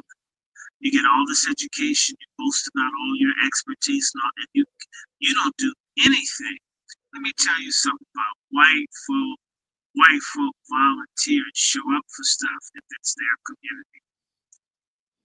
Black people, they got a nice house, 2-car garage. It's hard to get their attention. We have a situation where we're very nuclear. We four and no more. My wife and 2 kids and fuck everyone else. That is the model of many black people, so many. And the Boule promotes that. Just take care of you. These organizations should fight. And if they can't get campus recognition, then organize, actually be a secret society. And don't demand to meet on campus, find some place to get together. You know, with all due respect, black people don't really try to stand up and fight for anything. They never do. Halfway say something they did because they're slaves. But let's just be honest. Most black people are slave-minded and are comfortable with such. In fact, they told being slave-minded is a path to success. They could say, hell no. Black folks had guns and bandoleros full of bullets to get black studies in the 60s and 70s. You mean people used to have guns and force it? And now you can't just say, no, we're not going to do it. See, I prefer the old racism where people told you how they felt about you. Maybe they spit on you, whatever. You know where you stood. Now, because you get to go to lunch in the president's club, whatever, you feel like you belong. Well, maybe we told you something. So, in reality, the impulse for assimilation genocide is the norm for Black people, Mr. Negro. People don't want to be who they are. And again, you want to know who you are? I go to National Archives. It's so rare to see another Black person there. It's full of Black people tracing their Black families were destroyed. We've been destroyed by our family the last 60 years. We destroy a family and the family court and we are lying about paternity. If we're serious about this stuff, if people could do this 150 years ago, God damn it, don't tell me we can't do it now. It's a choice not to do it now. And people lie, they talk this stuff, it's not possible. When I was talking to my aunt today about the royal governor of Maryland being her grandfather, my aunt knows me, I put my aunt down. My aunt did not know her second great grandfather's name, but they never called to ask. Right? I'm a call away. I'm not saying I don't love anybody, I'm just saying, you ain't call. You could have asked. Do you follow? Just settle with, well, I never knew that or I didn't know much, but we're not aggressive. We're not serious about being what we are. We're not.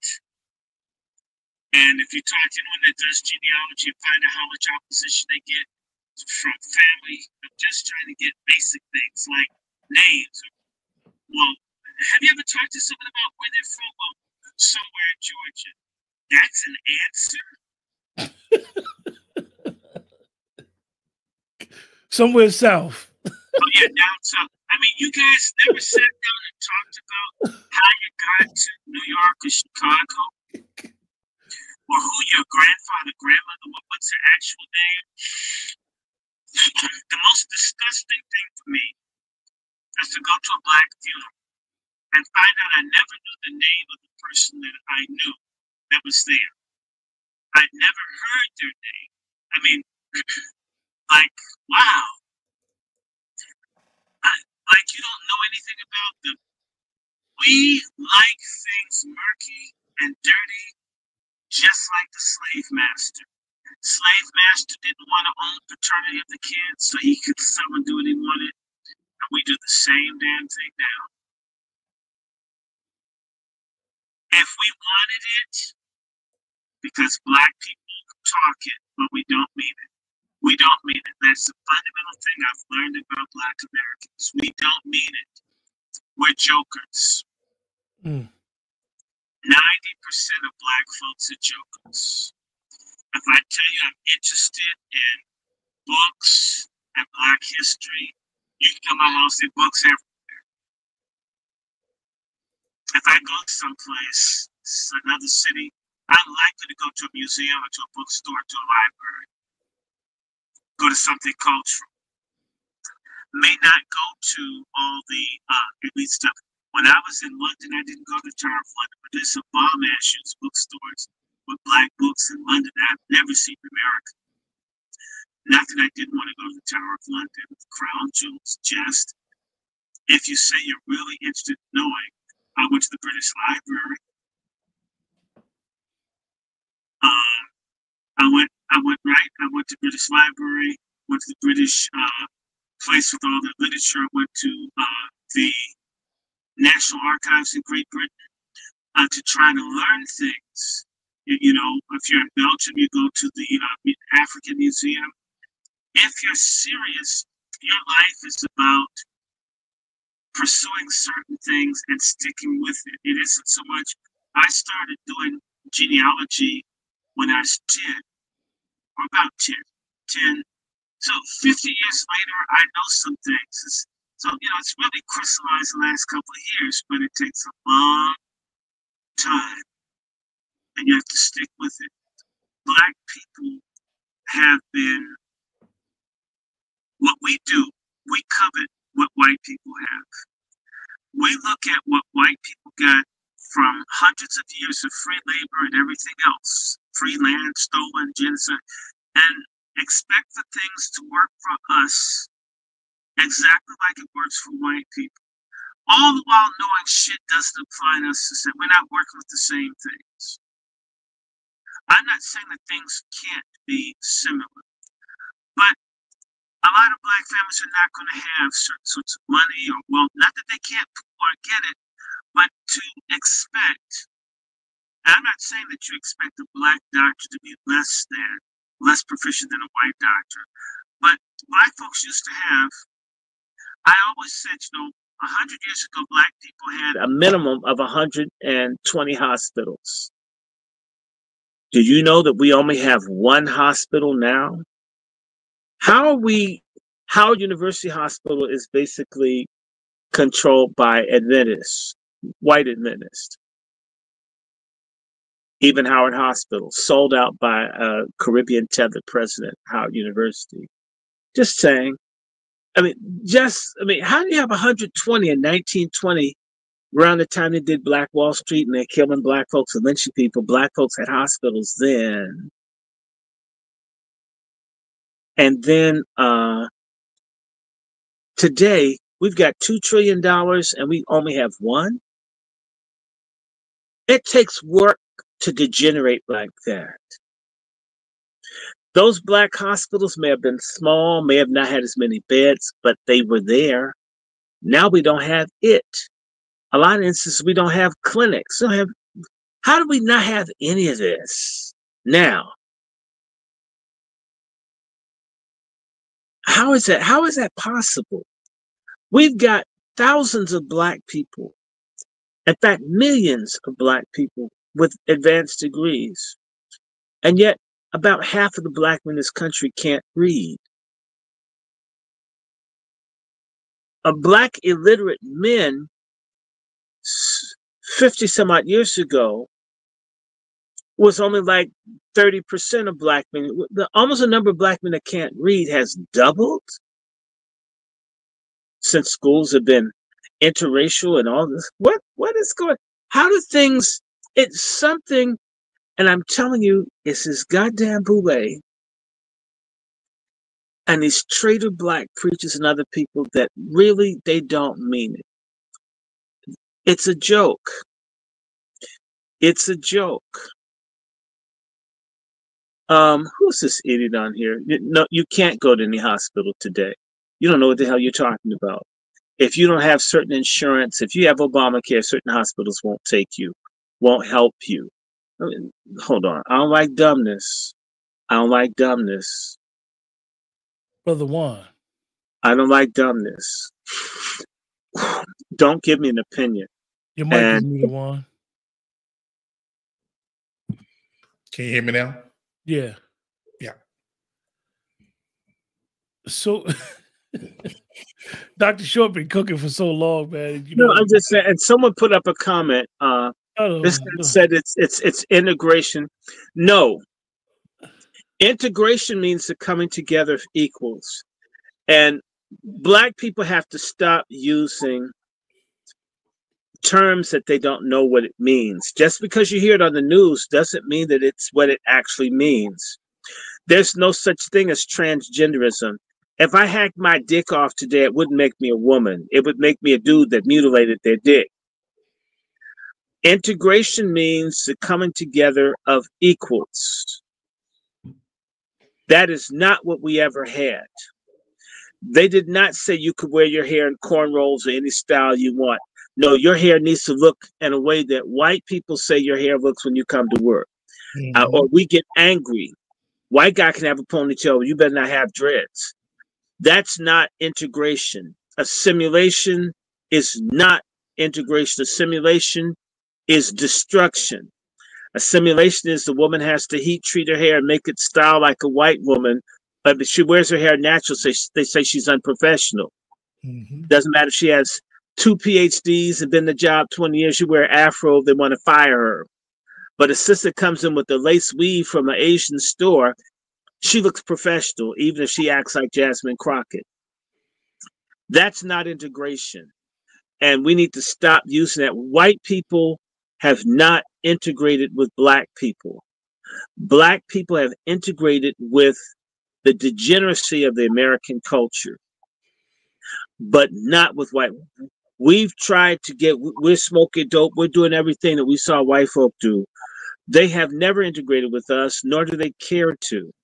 And that's not to be expected. I'm not mad if they don't.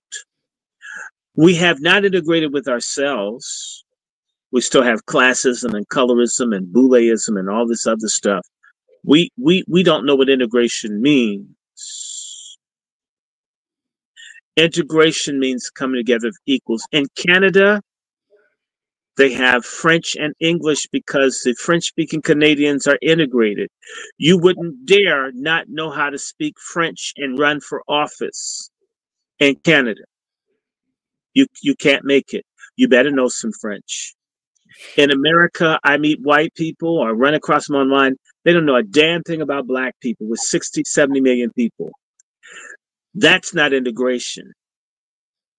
That's a simulation. When you turn on TV, you don't, Black History Month, I mean, you'll get a little, in Canada, if you want to be head of the government in Canada, you have to have a program to appeal to French-speaking Canadians because they're a significant minority group. America does not have a representative republic. America has a majoritarian republic where the majority of people fuck over the minority group of people. That's not integration. It is not integration if someone thinks I'm too dark to have a particular job, or I didn't come from a certain family lineage. My family is not from New England, so therefore I can't be considered. That's not integration. Assimilation and integration are two polar opposites. In fact, another term for assimilation is ethnocide. That means the destruction of a people. And that is what's been going on for the last 60 years, is the destruction of us as a people. And this has been facilitated by people who've been promoting assimilation, which is in the Boule. Same people that said in order for a black kid to learn in school, he has to be sitting next to or near white students with a white teacher, or else they're stupid. Black kids were learning better when they were in segregated schools with dedicated black teachers and principals.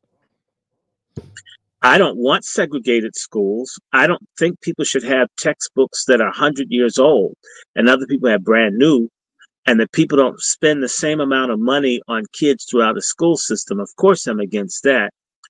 But you mean unless I have a white teacher, I can't learn? The school to prison pipeline is proof that white teachers set black students up, in particular black males, for failure, for criminality. And yet they talk about the school to prison pipeline, but that was engineered by the Boule. They did this. I blame them. And the same way you blame the CEO for the failure of a company. If the Boule represents the leadership of black people, then everything fucked up with black people is the Boule's fault. That's how I see it. And if you're a part of it, you're an accessory to it. Every person that ever pledged, you're all guilty. Every single solitary one of you. All of you. You guys we need a truth and reconciliation thing for people to burn their regalia and quit and repent for their crimes against black Americans as well. All the people in the Boule, in fact, they are disproportionate among the top percentage of black people who are getting 90% of the wealth that's concentrated in the top 10, 15% of black Americans, need to pay reparations to the rest of us for how they betrayed us, how they've gotten all the equity out of the civil rights and other movements and have not shared the resources with us. And they're the same ones that are instigating a race war by attacking Donald Trump and doing all this other bullshit, acting like they represent us. And yet they haven't tried to get deals for us to have jobs, opportunities, access to health care, and the like. It's real simple. This is deliberate. This is a rigged fight. This is being done to us by people that we've been told are leadership and their enemies. Hey, Dr. Short, can I share ahead. something? Yeah, It's a free, it should be a free country. Let me say it like that. Dr. Short, you sent me a clip about the Boule, right? And I watched it. It was one thing that kind of stuck out to me that I wasn't aware of. I didn't know that they tethered on Ethiopian culture and customs and beliefs in those frats and sororities, or depending on which ones. And they're actually tethering on other people's cultures while rejecting the Negro Black American culture that's here. One could strongly argue that they're the original. If you know anything about Ethiopians and their culture, I have never seen any Greek stuff that mirrored the Ethiopians that I know, because Ethiopian culture, at least until contemporary times, was dominated by the Ethiopian Orthodox Church. Ethiopians strong about family, business. They're very proud of who and what they are. I don't see that. So the person that said that, I saw that too. You know, that guy, what he was really trying to say, and he didn't do, he should have said that these people are endocamitic. And see, even that's shady. They don't know comprehensively what the religion of the ancient Egyptians were. They just found a new tomb within the last couple of days. A lot of ancient history is speculation. If you follow ancient history, they just found what? Down in Iraq, thousands and thousands of kilometers of canals from a city that was 5,000 years old that nobody talked about. A historical memory or cultural memory of a people is 20 years at best. And you can lose everything in 20 years. So when you talk about Nineveh, the prophet Jonah went to, or the Assyrian Empire, that place was lost for years. When it got destroyed, nobody knew where it was exactly. People had to go looking for it. The city of Troy, someone had to go looking for it. It was a memory. People didn't even know where it was. There's nobody alive. They keep finding new cities in Guatemala and in Mexico that the Mayans and other people, they didn't even know. Nobody's alive to even remember these places exist. There is a place in Turkey, I'm not going to pronounce it right. It's one of the oldest cities in the world. It's like about 10,000 years old. And there's stuff under it, meaning ancient history at best is speculative. And you have to remember, the same people who are supposedly the experts on ancient history are the same folks that told you the Egyptians are white and nobody black ever did anything. These are the same people that believe in evolution. So you have a very compromised group of exceedingly dishonest people who have a cultural bias against everybody but themselves, and they're interpreting history like they don't know who built Cahokia in Illinois. Okay. They don't know there are pyramids all over America. Well, we don't know who built them. Or the Great Zimbabwe in Africa. Well, Phoenicians. Maybe people from another planet. Surely nobody black could build it. How the fuck do you know you weren't there? But I'm white and I said so. And I'm telling you, that kind of mindset is going to get the shit kicked out of it. Like, I'm not trying to say, but you know, they're talking about this Golden Dome, okay? I don't want America bombed. I live in DC. I certainly don't want America bombed. But the answer is, if you're using the technology that Israel has to protect you from missiles, and hypersonic missiles blew the shit out of Israel, although it wasn't reported in the news here like it could have been.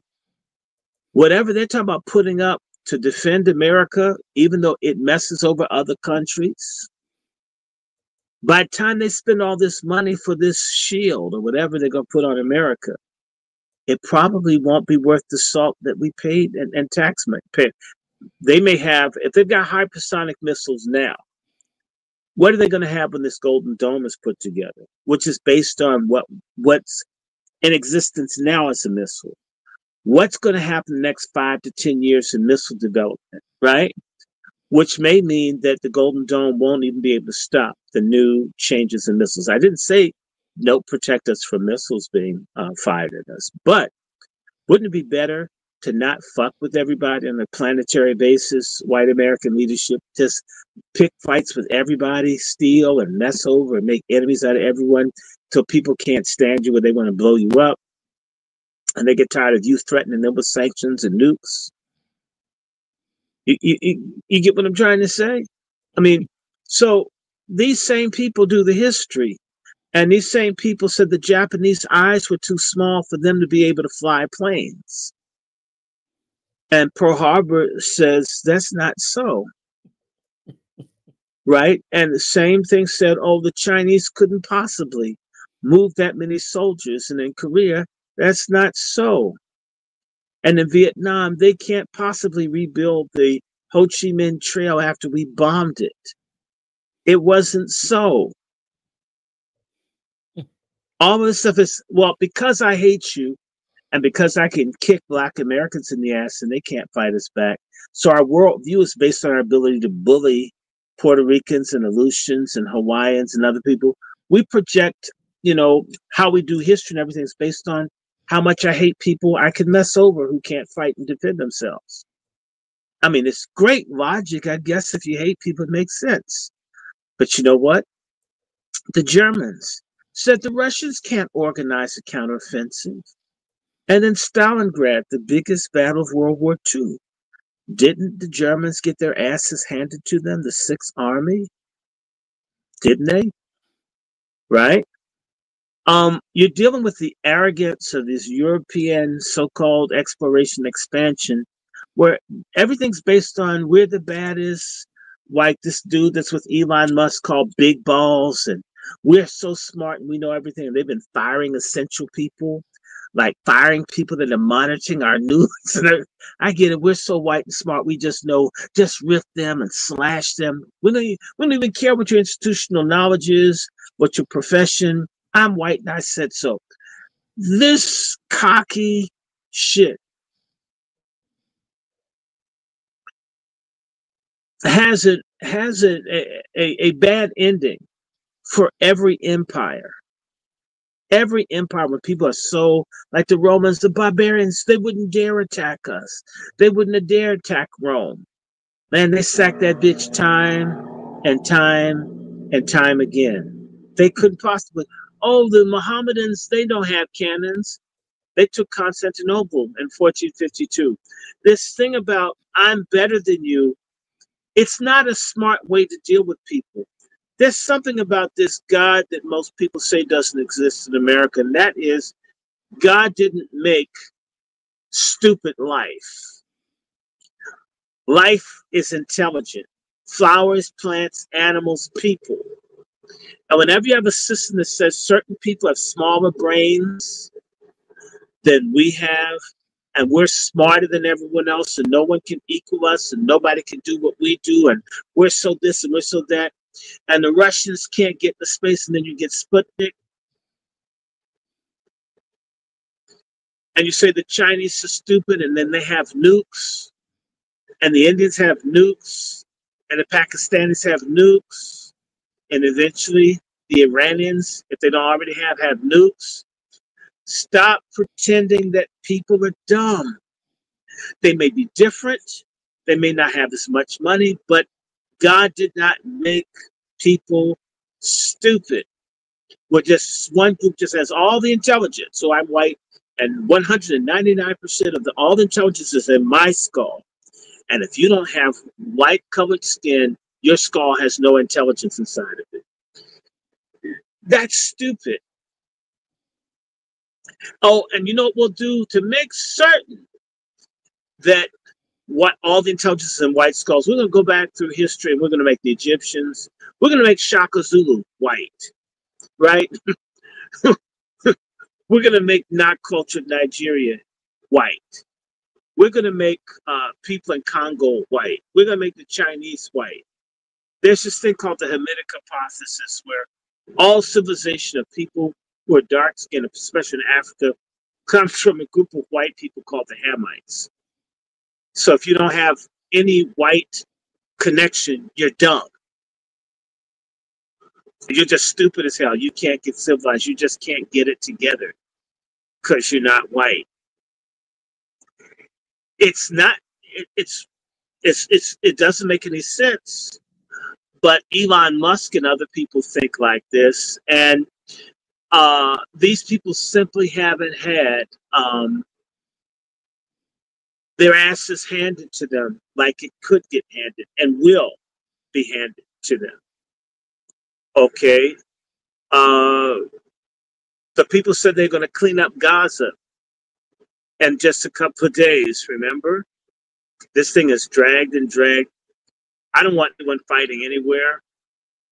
They killed, what, tens, hundreds of thousands of people, and the folks haven't given up.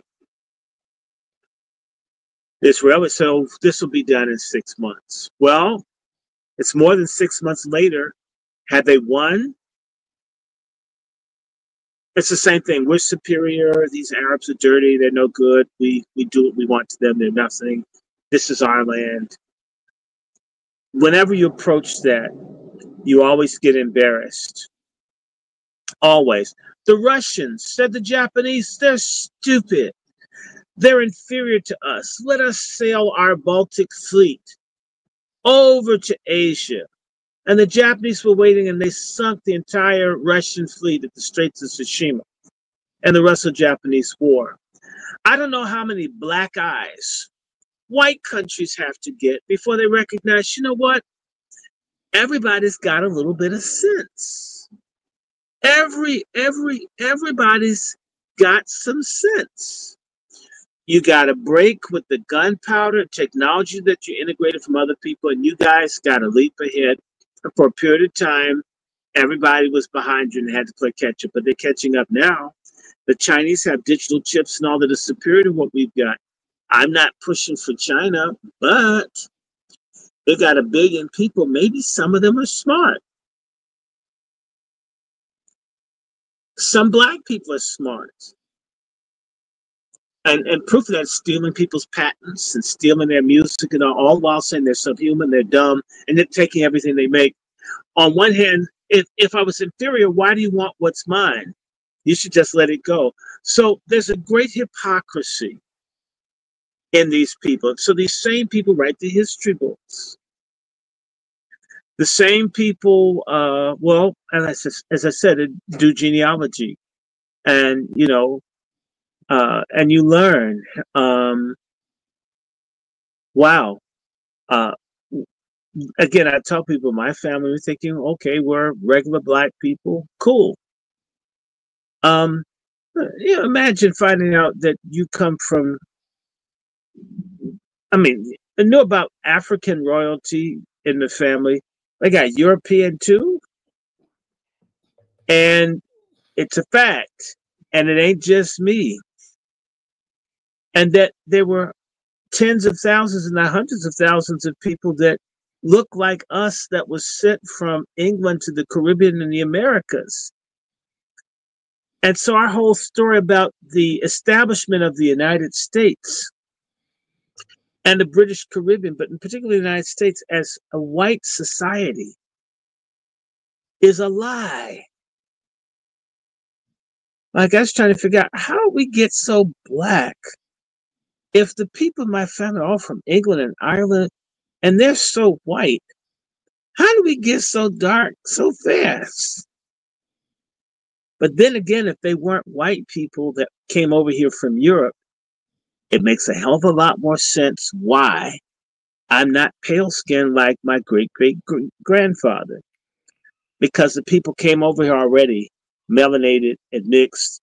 And the minute they hook up with someone like Juan, they do a complete throwback, and everybody's go back to the original color that they were. I was trying to figure this out. I'm trying to figure out why. How did the family get so black so fast? If everybody was pure white, I mean, I accept that that's what it is, but it isn't. There's no such thing as a pure race, and there's no such thing as anybody that's always smarter than everybody else. There is a fair distribution of intelligence, knowledge, and ability. spread across humanity. Right. Okay. And so there's intelligent life because that's what God did. Who came up with the idea of stupid life? It's the same racist ass people. Charles Darwin and evolution and all this other garbage. What was it doing? Charles Darwin wrote these books about the same time that they started dealing with black slave revolts. How do we justify stealing these people's shit, beating their asses, and doing all this stuff, inasmuch as just a handful of people like Frederick Douglass, Phyllis Wheatley, Equiano Udola, and others, or Harriet Jacobs, were able, just a handful of blacks get education, were able to prove that this lie that black people were inferior based on the Bible shot that shit in the head. So they had to go from the Bible to white pseudoscience. And we've been kind of stuck there with, what's this guy? Herrnstein and Mary's Bell Curve book.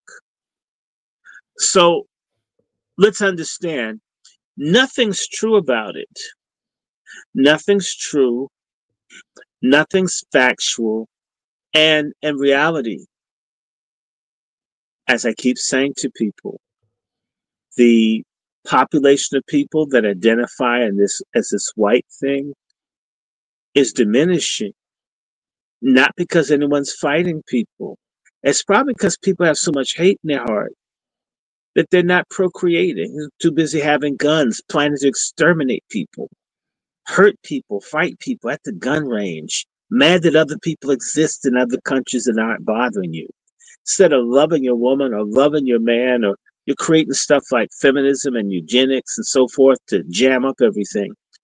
And ultimately, the Bible says you dig a ditch for someone else and you fall into it. You dig this ditch of hatred and destruction, and then it happens to you. Let that be a lesson to the Boule. You dug a ditch for the black masses to be destroyed, and it is you that will be destroyed. Let me land my plane for a second. Oh, well, that concludes another great Pat Talk broadcast, episode 60. Dr. Short came in, cooked, gave us the main course and the dessert. Brother Negro. Yes, Brother sir. Negro, Yes, sir. you have some things that you'd final thoughts, sir? Fun thoughts about the Boule. They need to be disbanded, just like a lot of the entities that's been against us. From its inception, they're rooted in evil. So think of it as the poisonous fruit from the poison tree type of doctrine, type of thing going on. The more I look back, and I'm glad that I have my own organization, the Negro Black Knights Heritage Club. I'm glad that we infuse the word of God. I think that's very important, very vital. And the more and more, I'm very appreciative that this organization does exist and that it's present, because there needs to be an alternative to what's out there. You can't, as a society, we can't just complain about what we don't like, but we also have to build the possible alternatives, what we are doing, so that people can come to these newer institutions that are in our interest, that's in our image, and also in the image of our Creator, because He created us. And one thing I have learned is that nonprofit organizations such as the Boule and all those frats and sorority, they're rooted. They draw upon the inspiration of Satanism or being evil, and that's one thing that I've learned. So anybody that's talking about these organizations, all of them have an origin point, and they all are inspired by something. It's up for you as a person that wants to be a part of these organizations to find out the truth before you join. We got to take personal responsibility as a community when it comes to these frats and sororities. Salute to y'all, brothers. 2025, end Boule lynching. That's the motto. End Boule lynching. Yes. Salute to you as always, Dr. Short. Brother Juan, thank you, brother. And Q, you already know what it is, and thank you for your support and your platform and keeping up with Pat Talks. Mhm. Brother Juan. Let me first just give a shout out to Chef C in the passing of his father. He had a service on this week. So I want to just salute the chef. He's out here trying to do his business, do his talk shows, broadcast, but he's also grieving. So just want to let him know that in his prayers and his family, again, lost a father that raised him. Second thing, I just want to shout out to, again, to the family and friends of Caleb Wilson, whose name should be mentioned every day. Mm-hmm. Every day. Caleb Wilson. Caleb Wilson. Where are the Qs? Where are the frats? Where's the conversation about the hazing?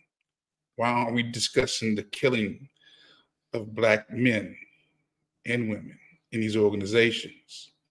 So again, just want to shout him out and his family, praying for them and all those who are victims of these fraternity, sorority killings, lynchings.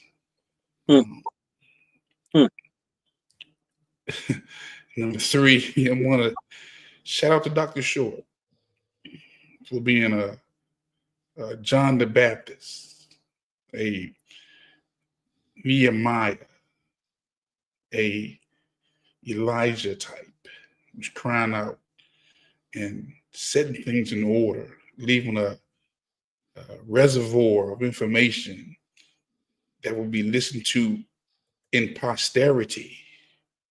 They may not listen to you right now, but they'll listen to you later. Because somebody somewhere will be saying, well, where were the voices who were standing in the gap? Where were the voices who were the dissenters? And they're going to come up, they're going to pull up Dr. Short's videos and realize there was a voice out here who was crying loud and sparing not. Okay? Also, to you, Brother Q, for holding things down for this Pat Talk. Yes, sir. We appreciate you. People don't realize this. We may not interrupt our conversations and say like, share, subscribe, and donate, but you're not getting this type of information.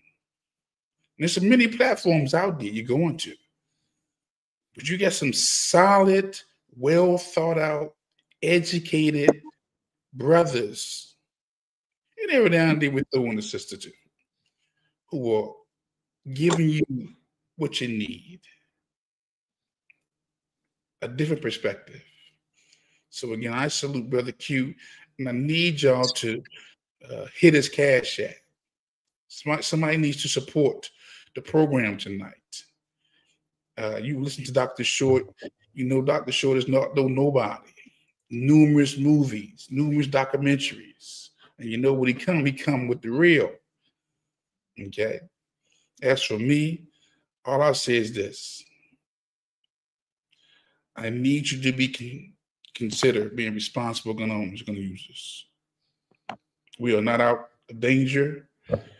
My passion is to make sure I can train you how to defend yourselves, defend your families, your friends, your neighborhood, your county, your state, and maybe the nation. Need you to be aware of these stadiums, these movie theaters, anywhere there's a lot of people. Just be mindful. I don't want you to be no soft target.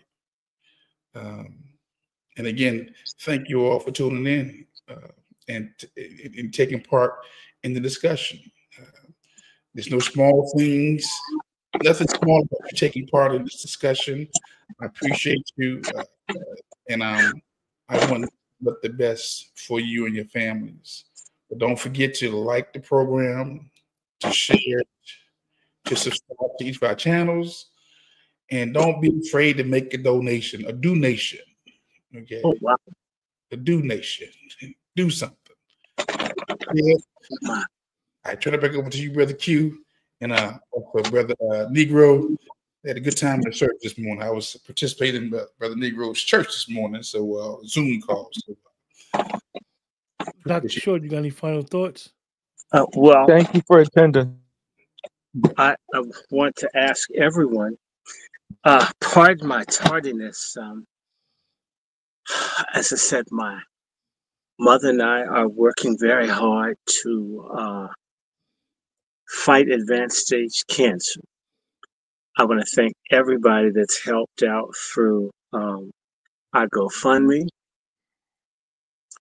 Like today, it cost me $500 out of pocket.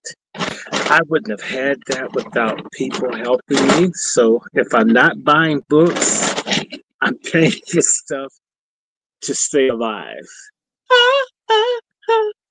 Stay alive, stay alive. I thank everybody for it, because I've had to put out some money when insurance doesn't cover naturopathic treatments. And my mother adamantly does not want to do chemo again. And like on a pain of death, so I'm working very hard to try to figure out how we can find. So now we've got 2 naturopathic doctors we're consulting with. And I believe that we're going to figure out what to do. So I thank everyone and the Angry Black Men's Book Club and Salt Ministry for helping.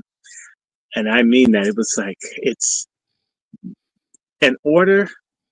Our medical system, part of the problem is it's rigged against certain folks. I think I showed you the book by the guy who's talking about in order to get rid of Black people, make the medical system no good. I had that book. And there's a reason I just went to pick up other books, and because I want to do some reading. But I thank all of you for your help.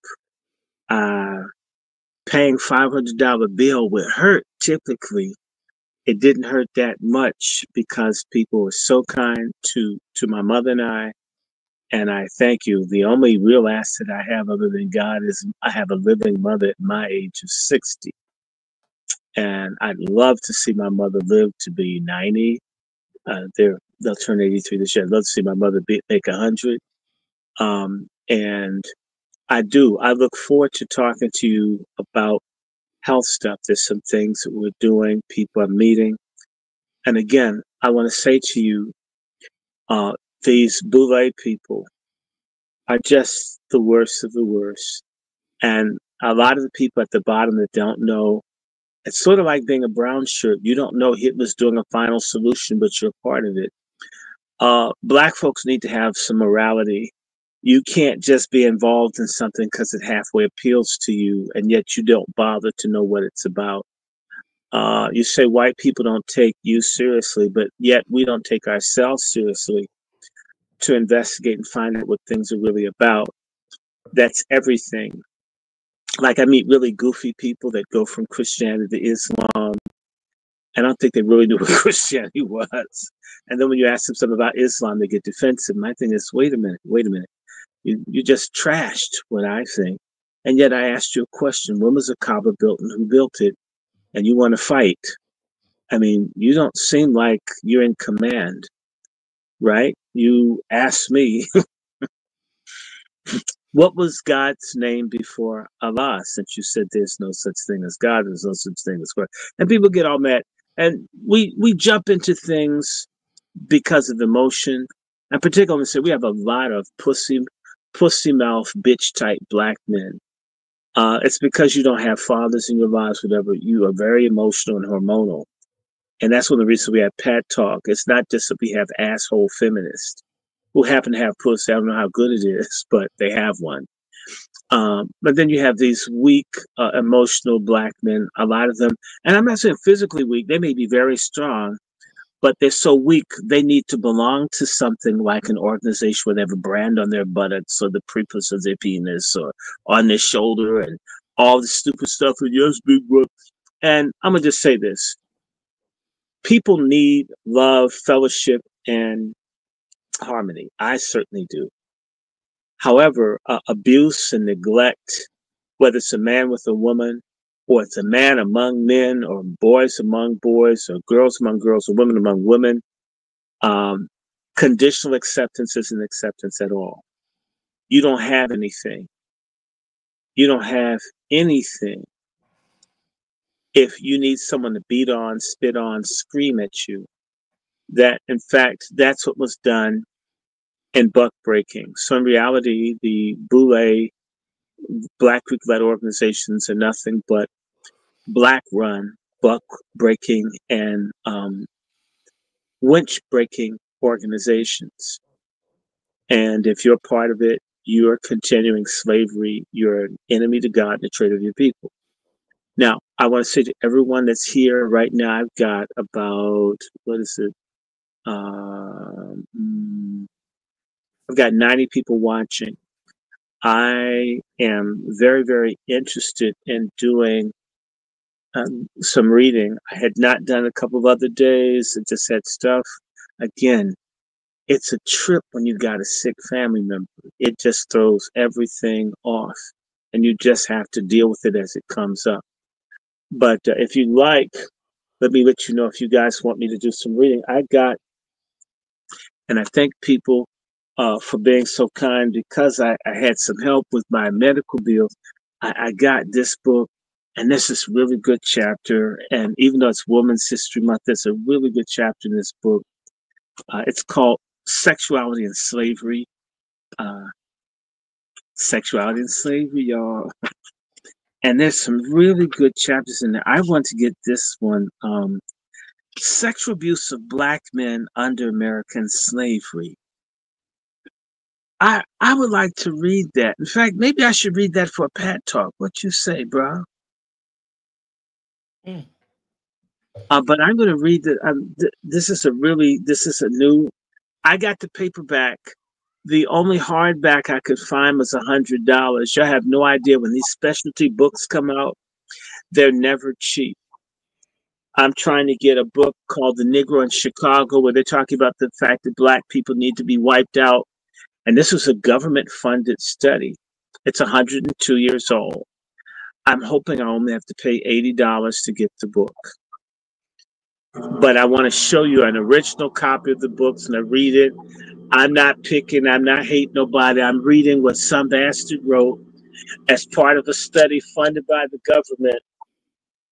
And I thought that would make sense. And of course, I got my Harriet Jacobs book. And I was thinking to just deal with this, because part of this Boule thing has a lot to do with sexuality and slavery. And they were her prop, and maybe I'll read a little bit more. I read the intro to this. And Harriet Jacobs, she was hazed. The first Boule were the white slave masters. Y'all get me? And so if you guys like this, I can take a very short break and grab me a can of rainwater, and we can kick this off. Or if you want me to keep this one up, I can do that and just add to it. What are you guys saying? Are y'all in the mood for maybe an hour or so of reading, or are you guys bored? And I could do another one. I could just put another stream up. What are you guys thinking? And by the way, I'm Dr. Randy Short of the Angry Black Men's Book Club. I'm also with Salt Ministry when I'm not using foul language. People hate me even more when I talk about God and holiness. I guess I can't make people happy. If I'm talking street, they get mad. I talk about Jesus, they get mad. And if you want to support anything that I'm doing, my GoFundMe, I don't know. I can send you a link to it, but you can find me. My Cash App is $ Dr. Randy Short. My Venmo is Dr. Randy Short. My Patreon is Dr. Randy Short. DRRANDYSHORT. So it's $ DRRANDYSHORT for Cash App. It's DRRANDYSHORT for Patreon. It's DRRANDYSHORT for Venmo. I'm WRandyShort@gmail.com for Zelle and PayPal, which is also my personal email. If you want to write or ask to get book questions, whatever, feel free to write. No booty calls and things like that. I mean, I'll just block it. And of course, I would appreciate anything. Subscribe and just push this out. And I hope to do more. I hope I don't keep getting interrupted. Again, I got 3 medicals, well, 2 more medicals to do this week. So actually 3. And then I have to go somewhere if mom goes. So my mom needs someone to escort her. So that's kind of what threw this off. But I'm hoping, as my doctor said, part of my recovery is doing things that I like. I love reading. Health happens. I didn't ask for heart attacks and blood poisoning and all this other kind of stuff, but I'm here. So if you like this, share it. And if you guys want me to read on a little bit, I can do that. And if nothing else, I'm going to read some of, I should read this thing on this men getting raped. Which one should I do? So I want to thank the Pat Talk. I'm going to thank Brother Q and everybody for their patience, for their love. Brother Negro for always helping out. I mean, even when he's a struggling, starving student, he'd be sending me like rat cheese and shit to keep me alive. I thank him. I thank Brother Juan for all the support. Thank Brother Q for all the support. And the Angry Black Men's Book Club is about to progress. So you guys can sign the hell off and we can have some fun. You guys ready to like raise some sand? And don't. Yo, you guys in the chat, appreciate you guys. All I'm going to say to everyone in the chat is we're here for y'all. We're having a conversation with y'all. We're not talking to y'all. We're talking with you. Though it was only 4 of us tonight, Chef C was here. Chef C was in and out. Unfortunately, the broadcast got a little janky, but we're here. And when we talk about the Boule and their influence on what we call Black culture, Black American culture, speaking about how they gatekeep the culture, speak about how their ineptability and their want to be attached to whiteness so much is why we haven't progressed. That part. And we need to understand for the brothers that's on this panel and everyone in the chat, everyone that's going to probably listen to the rebroadcast, hopefully a lot of us listen to it and understand it, that even though what I'm about to say is coming out of my mouth, my ears is closer to my mouth than anybody's. When someone hates you, treat them like an enemy. When someone hates you, treat them like an enemy. With that, conclude another episode of Pat Talk. Remember, the best way to support our channels, like, share, subscribe. You can donate to us. We all got Cash Apps. If you need to reach out to any one of us, we all got emails as well. You can find out the emails on the top of the channels. With that, you guys have a great week, and we'll see you guys soon. Hopefully, by Thursday, we'll be doing Pat Talk episode 61. With that, you guys take care. Have a great week.